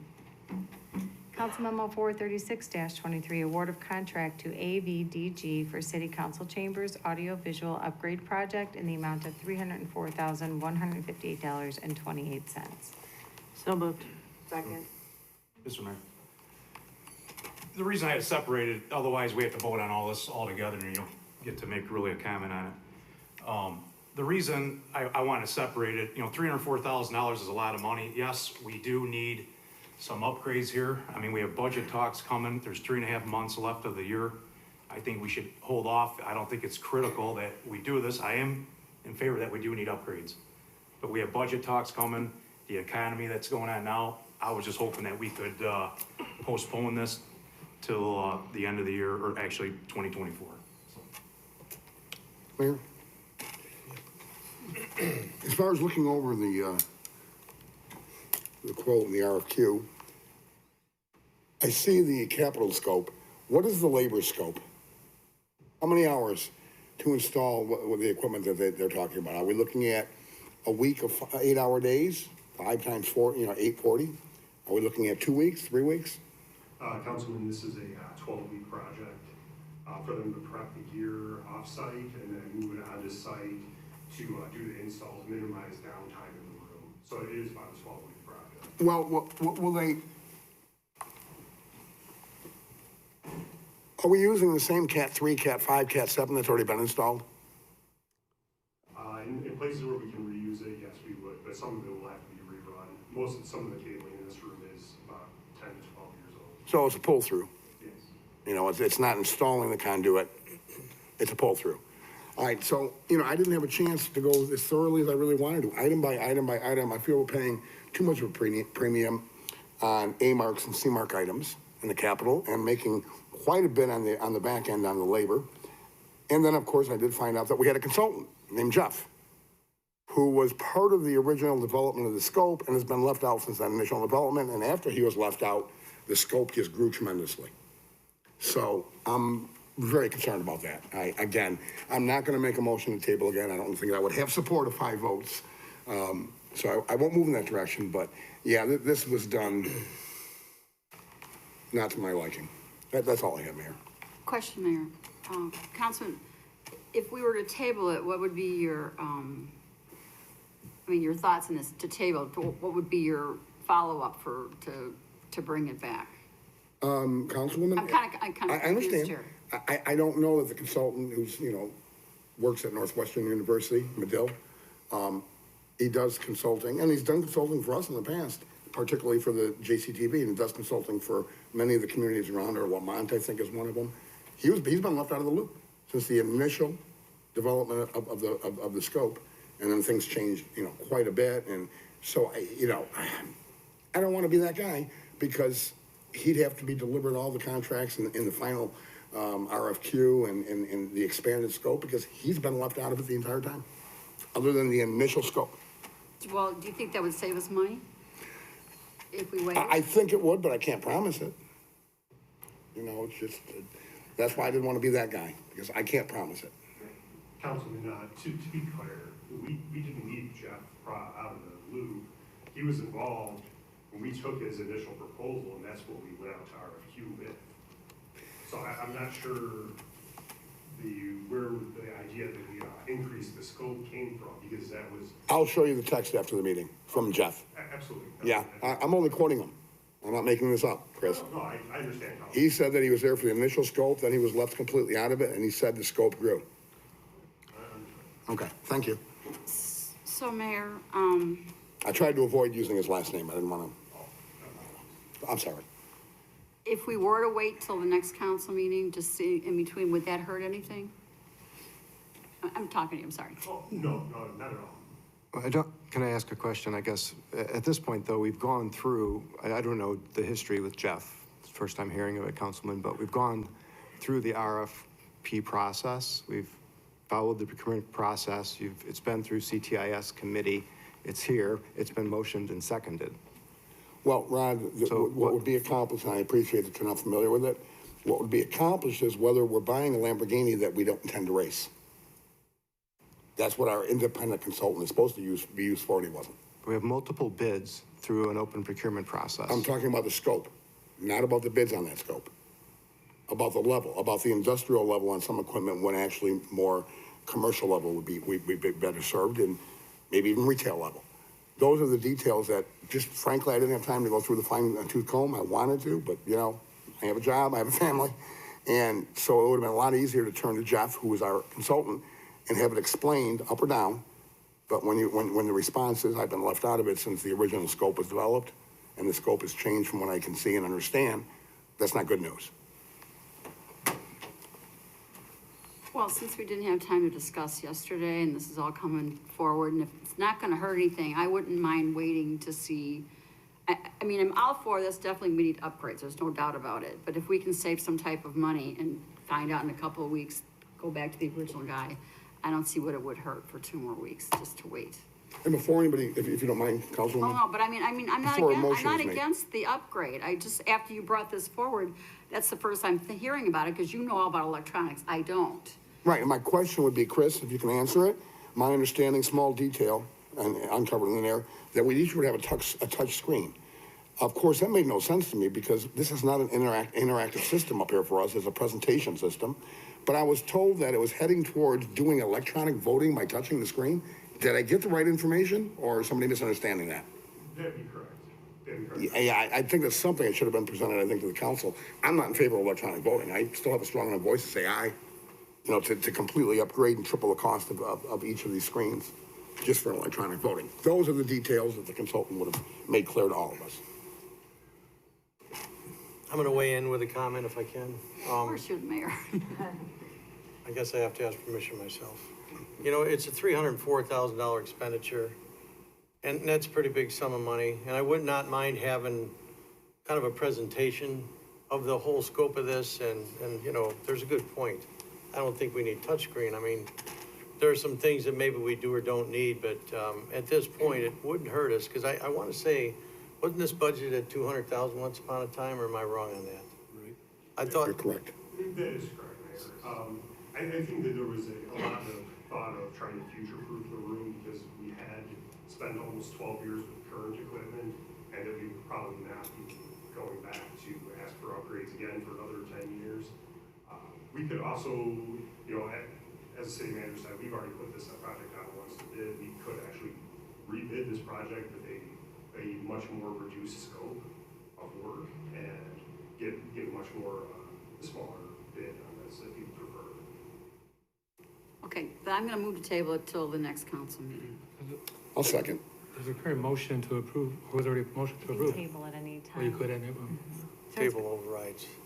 It's been motioned and seconded to table Council Memo 436-23, which is an award of contract to AVDG for a City Council Chambers audiovisual upgrade project in the amount of $304,158.28 to the September 19th council meeting. Councilman Guerrero, Aye. Councilman Hug. Aye. Councilwoman Ibarra. Aye. Councilman Mudrin. No. Councilwoman Coleman. Aye. Councilwoman Reardon. No. Councilman Cardenas. no. Councilman Clement. Aye. Mayor Darcy. Aye. Motion carried 6-3. Council Memo 436-23 was tabled to the September 19th council meeting. Moving on to the agenda item, Council Memo 442-23, award of contract for the Olympic Boulevard Hobart Road improvements to PT Farrow Construction in the amount of $7,498,539.72. It's recommended Council Memo 442-23 be approved. So moved. Second. Been motioned and seconded to approve. Councilman Hug. Aye. Councilwoman Ibarra. Aye. Councilman Mudrin. Aye. Councilwoman Coleman. Aye. Councilwoman Reardon. Aye. Councilman Cardenas. Aye. Councilman Clement. Aye. Councilman Guerrero. Aye. Mayor Darcy. Aye. Motion carried. Under licenses and permit applications, Council Memo 444-23, issuance of a Class B license at 406 North Scott Street, Sunshine Mexican Cafe. It's recommended a Class B liquor license be issued to Sunshine Mexican Cafe located at 406 North Scott Street. So moved. Second. It's been motioned and seconded to approve. Councilwoman Ibarra. Aye. Councilman Mudrin. Aye. Councilwoman Coleman. Aye. Councilwoman Reardon. Aye. Councilman Cardenas. Aye. Councilman Clement. Aye. Councilman Guerrero. Aye. Councilman Hug. Just want to make a quick comment for those watching, because traditionally, usually we have a member from the Liquor Commission here. Yes, we do have their full report that we get to see here, and it certainly is available online. They just aren't here for the verbal presentation, but we're not just flying by the seat of our pants. Aye? Mayor Darcy. Aye.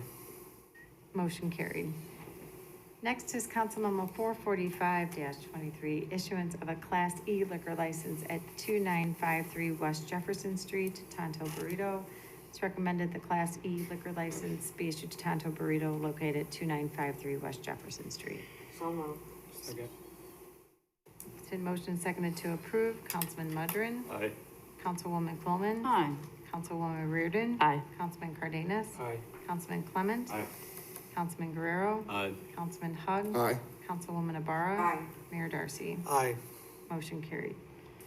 Next is Council Memo 446-23, transfer of a Class A liquor license at 117 North Center Street, Last Chance Sports Bar. It's recommended the Class A liquor license be approved to transfer it to Last Chance Sports Bar and Grill located at 117 North Center Street. Motion to approve. Second. Been motion and seconded to approve. Councilwoman Coleman. Aye. Councilwoman Reardon. Aye. Councilman Cardenas. Aye. Councilman Clement. Aye. Councilman Guerrero. Aye. Councilman Hug. Aye. Councilwoman Ibarra. Aye. Councilman Mudrin. Aye. Mayor Darcy. Aye. Motion carried. Council Memo 447-23, transfer of a Class BG liquor license at 1987 West Jefferson Street, Jefferson BP. It's recommended the transfer of the Class BG liquor license for the Jefferson BP located at 1987 West Jefferson Street be approved. Mayor? Yeah. I just want to make a quick comment. Reminder to of those of us that were here when it happened, but also not that maybe the newer council members aren't already aware what this license is. This is an open pour, open alcohol, drink alcohol liquor license tied specifically to gaming for a gas station. Just so everybody understands that. This is a gas station and you're allowed to buy a beer and drink a beer in the gas station. Yes. It's called a BG. I call it booze and gaming license. So just a reminder to those of us that were here when it was passed several years ago, and as well to, if you guys already knew about it, then I apologize for assuming you may not have known, but that's what we're doing on this one. Is there a motion to approve? So moved. Second. Been motion and seconded to approve. Councilwoman Reardon. No.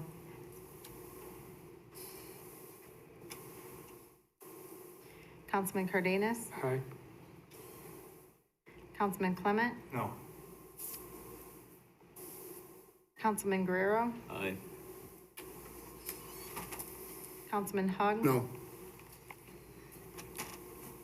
Councilwoman Ibarra. No. Councilman Mudrin. No. Councilwoman Coleman. No. Mayor Darcy. No. Vote is 2 ayes, 7 noes. The transfer was denied. Moving on to Council Memo 448-23, issuance of a Class B liquor license at 307 North Chicago Street, Azul Celeste Bar and Grill. It's recommended a Class B liquor license be issued to Azul Celeste Bar and Grill located at 307 North Chicago Street. Is there a motion to approve? So moved. Second. Been motion and seconded to. Discussion. Sure. There was an article, and take it for what it's worth, it's an article, but it said that this particular Azul Celeste Bar and Grill, there was no postings publicly in front or around or near, and none of Azul Celeste Bar and Grill's neighbors knew they were doing this, which means they didn't publicly post it. Is there anyone that's representing Azul Bar and Grill to speak to whether this was done properly or not? Or is there someone on city staff that can let us know if this was done properly or not? Thank you.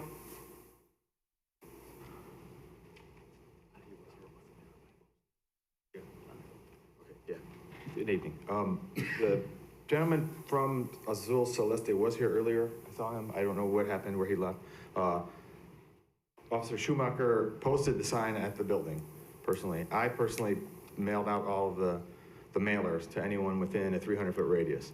So I know that was done. I did it myself. I printed the labels, I put it in the mailroom. Thank you. Okay, thanks. This motion and seconded to approve Council Memo 448-23. Councilman Cardenas. Aye. Councilman Clement. Aye. Councilman Guerrero. Aye. Councilman Hug. Aye. Councilwoman Ibarra. Aye. Councilman Mudrin. Aye. Councilwoman Quillman. Aye. Councilwoman Reardon. Aye. Mayor Darcy. Aye. Motion carried. Moving on, under ordinances, Council Memo 450-23, an ordinance adding a chapter for a lateral list to the Board of Fire and Police Commissioner rules. It's recommended said ordinance be adopted. So moved. Second. Can we get a brief explanation of what this exactly means? Chief Evans, you want to bring that one up?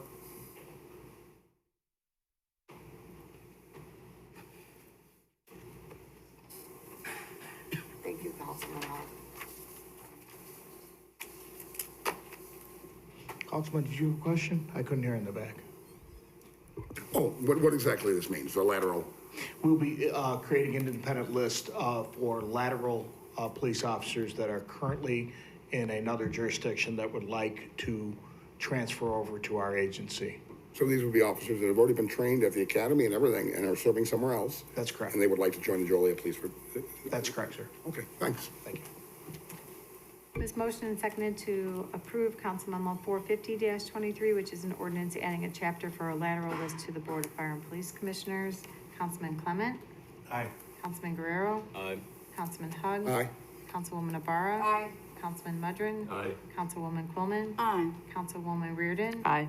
Councilman Cardenas? Aye. Mayor Darcy? Aye. Motion carried. Next is Council Memo 451-23, an ordinance amending the 2023 annual budget for the City Council Chambers Upgrade Project. Motion to table along with the original motion, the original ordinance proposed. Second. It's been motion and seconded to table Council Memo 451-23 to the September 19th council meeting. Councilman Guerrero? Aye. Councilman Hugg? Aye. Councilwoman Ibarra? Aye. Councilman Mudrin? Aye. Councilwoman Coleman? Aye. Councilwoman Reardon? Aye. Councilman Cardenas? Aye. Councilman Clement? Aye. Mayor Darcy? Aye. Motion carried. Under resolutions, Council Memo 453-23, a resolution approving an intergovernmental agreement and a license agreement with the Forest Preserve District of Lowell County for the Alternative Water Source Program. It's recommended said resolution be adopted. So moved. Second. Been motioned and seconded to approve. Councilman Hugg? Aye. Councilwoman Ibarra? Aye. Councilman Mudrin? Aye. Councilwoman Coleman? Aye. Councilwoman Reardon? Aye. Councilman Cardenas? Aye. Councilman Clement? Aye. Councilman Guerrero? Aye. Mayor Darcy? Aye. Motion carried. Next is the city manager's report. Thank you. I know we've had a long evening here, so I'll trim my list down. I had a handful of things, but I'll be brief. I just did want to congratulate VNA Health Center today. I know a few of the council members and mayor were able to be at their grand opening and ribbon cutting. This is the new facility at 1501 West Jefferson Street. So encourage you all to take a visit to what they have built there. It was really an incredible facility. And again, thanks to Congressman Foster and Congresswoman Underwood for the federal support to have that project funded in part. I wanted to make you also aware and the community aware that there is a opportunity on September 7th that's being put on by the Will County Center for Economic Development along with the County Executive's Office. They're hosting a business enterprise program certification workshop. This is a free in-person workshop at the Joliet Public Library on Ottawa Street from 5 to 6:30 p.m. again on September 7th. This is in partnership with our two local agencies I mentioned and the Illinois DCEO office. It's an opportunity for minority-owned businesses, female-owned businesses, and persons with disability-owned businesses to understand better how they can enter the state procurement process as a business enterprise program. So this is a training and learning opportunity. I just wanted to make sure everyone was aware that's available. If someone wants more information, feel free to reach out to my office. And then last thing I'll update you with today, and I think a couple of you have asked this in the past couple of months, where we stood with the downtown parking study. So we're going to have the consultants for that parking study here to present to you on October 2nd. That's all I have. Next is public comments. Zachary Wenzel.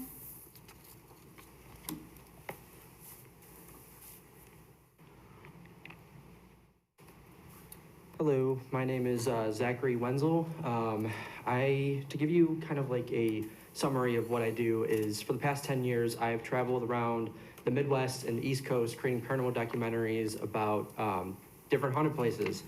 And I grew up right here in Joliet, so Joliet has such a rich history, as you all know. And what I'm trying to bring up here today is the old Joliet prison. We had reached out to them to try to create a paranormal documentary, not just about the prison, but about the city of Joliet, its history, the prison's history, and just express gratitude of this rich, rich city. And we reached out to the Joliet prison in regards to doing 2 private rentals there. In the process, we came up with 2 contracts with them. Contracts were signed. They sent it to us. We signed the contracts. They signed the contracts. We went through with one overnight in July, and then a week after that overnight, or not overnight, but private rental, they had canceled our second private rental, which ended up voiding our contract.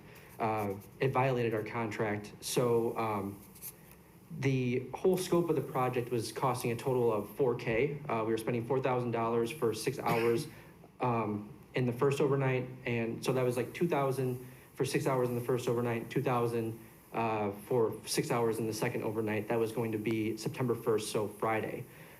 They canceled our overnight, or I'm sorry, they canceled our private rental for September 1st by saying that there was safety concerns at night.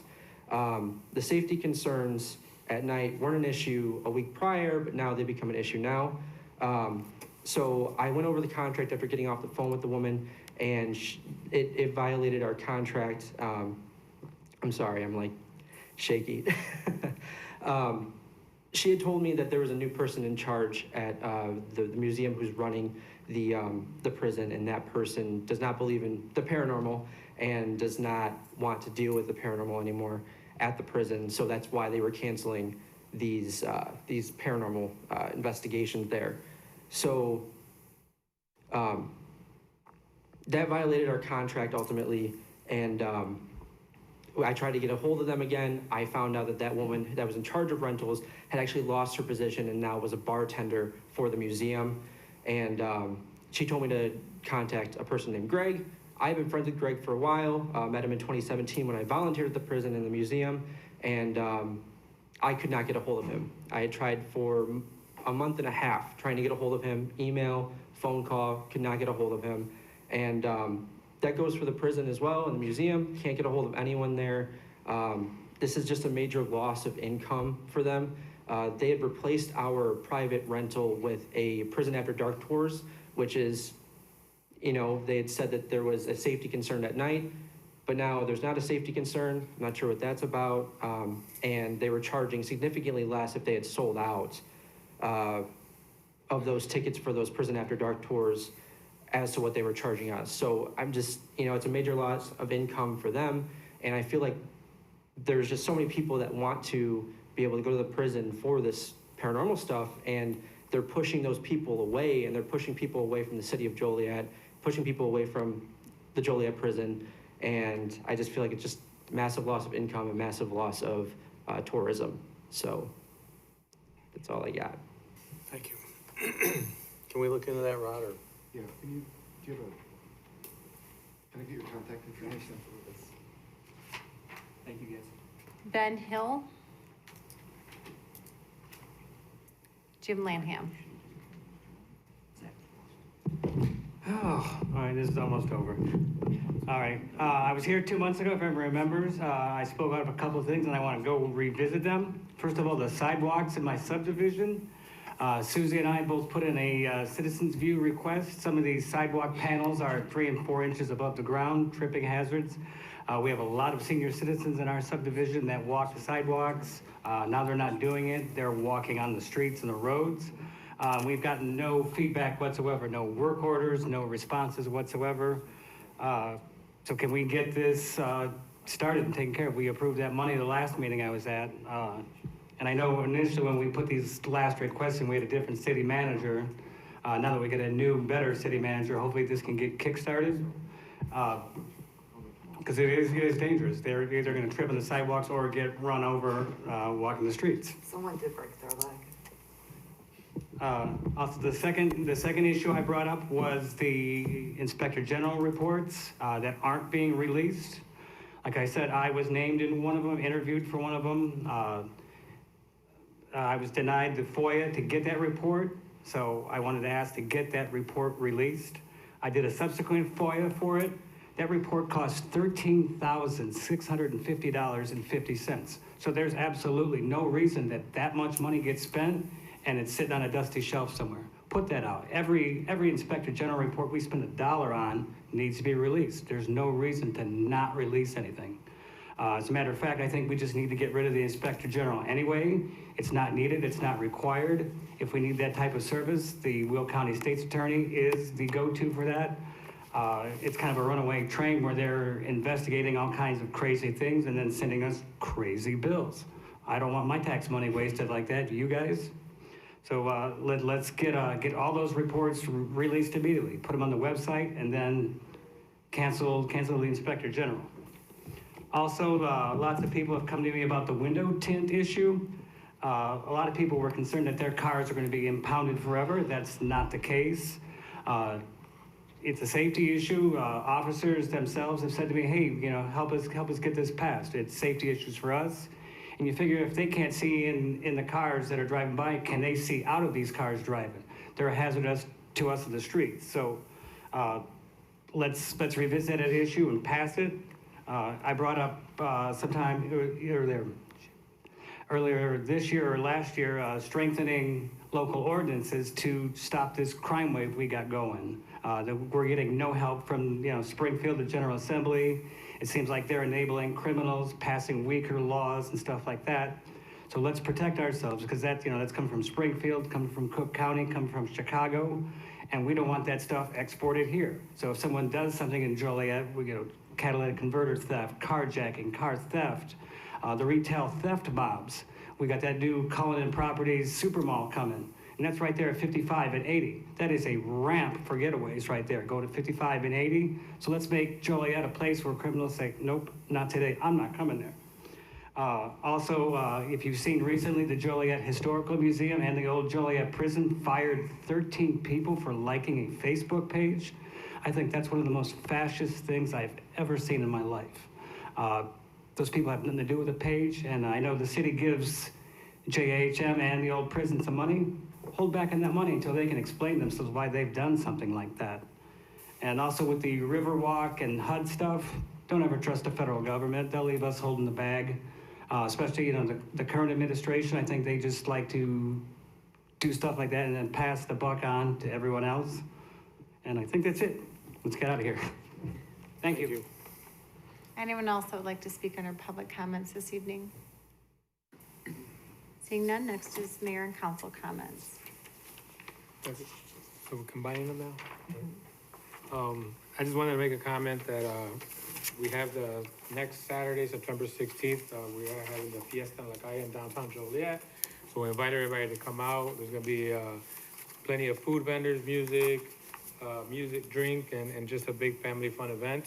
So I invite everybody to come out. It is our biggest fundraiser for the Joliet Latino Economic Development Association. So I invite all my fellow council members and mayor to come out that day and stop by and then check out some of the small businesses that are part of that. And just excited for that. And I also just want to wish a quick early birthday to my wife, who turns, I'm not gonna say her age, but at midnight tonight. So I gotta be the first one. So happy birthday to my wife. Thanks. That's all. Mayor. Yeah, three quick things. 1300 block of Laurel. It was already, I already had it written down. I know it was brought up. The sidewalks. I mean, I know we come in and we blacktop over, you know, the crack or the raised sidewalk, and that's fine for temporary and legal issues. But then we never come back and we never fix it. So I'd like to see 2024 that we take a hard look at the sidewalks and the weeds and a lot of other things that we should really be doing. So that was the first thing. Second thing, our men and women do a great job with the snow plow, but I think it's time that we talk about it, right? Make sure our salt domes are full. Make sure we have the plan like we always do, that we're ready to go for the first snowfall. I always like to get out in front of that so we're not scrambling last minute. But again, our people do a great job. I just wanted to touch on that. And then lastly, former city employee Lori Malloy parted ways from the city, and I wish her and her husband the best of success whatever they do in their future endeavors. So I want to thank her for her years of service here at the city of Joliet and payroll.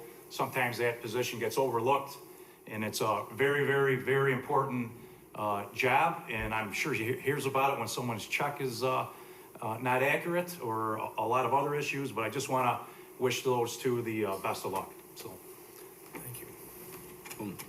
I would echo comments made by Councilman Cardenas on the Fiesta en Calle, something that we look forward to every year, and of course I'll be there. And also just want to briefly give mention to the fact that Joliet lost a centenarian just a couple of weeks ago, Mrs. Herminia Hernandez, who lived to the ripe age of 103 and spent 60 of those years here in Joliet. So I was there for her wake service, and my condolences go out to her, many friends and family, grandchildren, great-grandchildren, who'd be too many to list by name, but of course our hearts are with you. I have to say, I know that it was mentioned a little while back about considering combining what used to be called the old way of doing business, new business not for final action, and then comments. And I'm already missing it. It's almost like that candy, I forget what it's called. First they're sour and then they're sweet.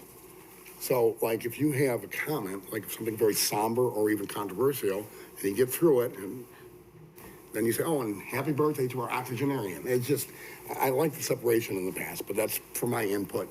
Greg, if you remember a couple of meetings ago, I had asked that at some point you would give us an update on where we're at with the roughly 18 million in, roads, sidewalks and so forth.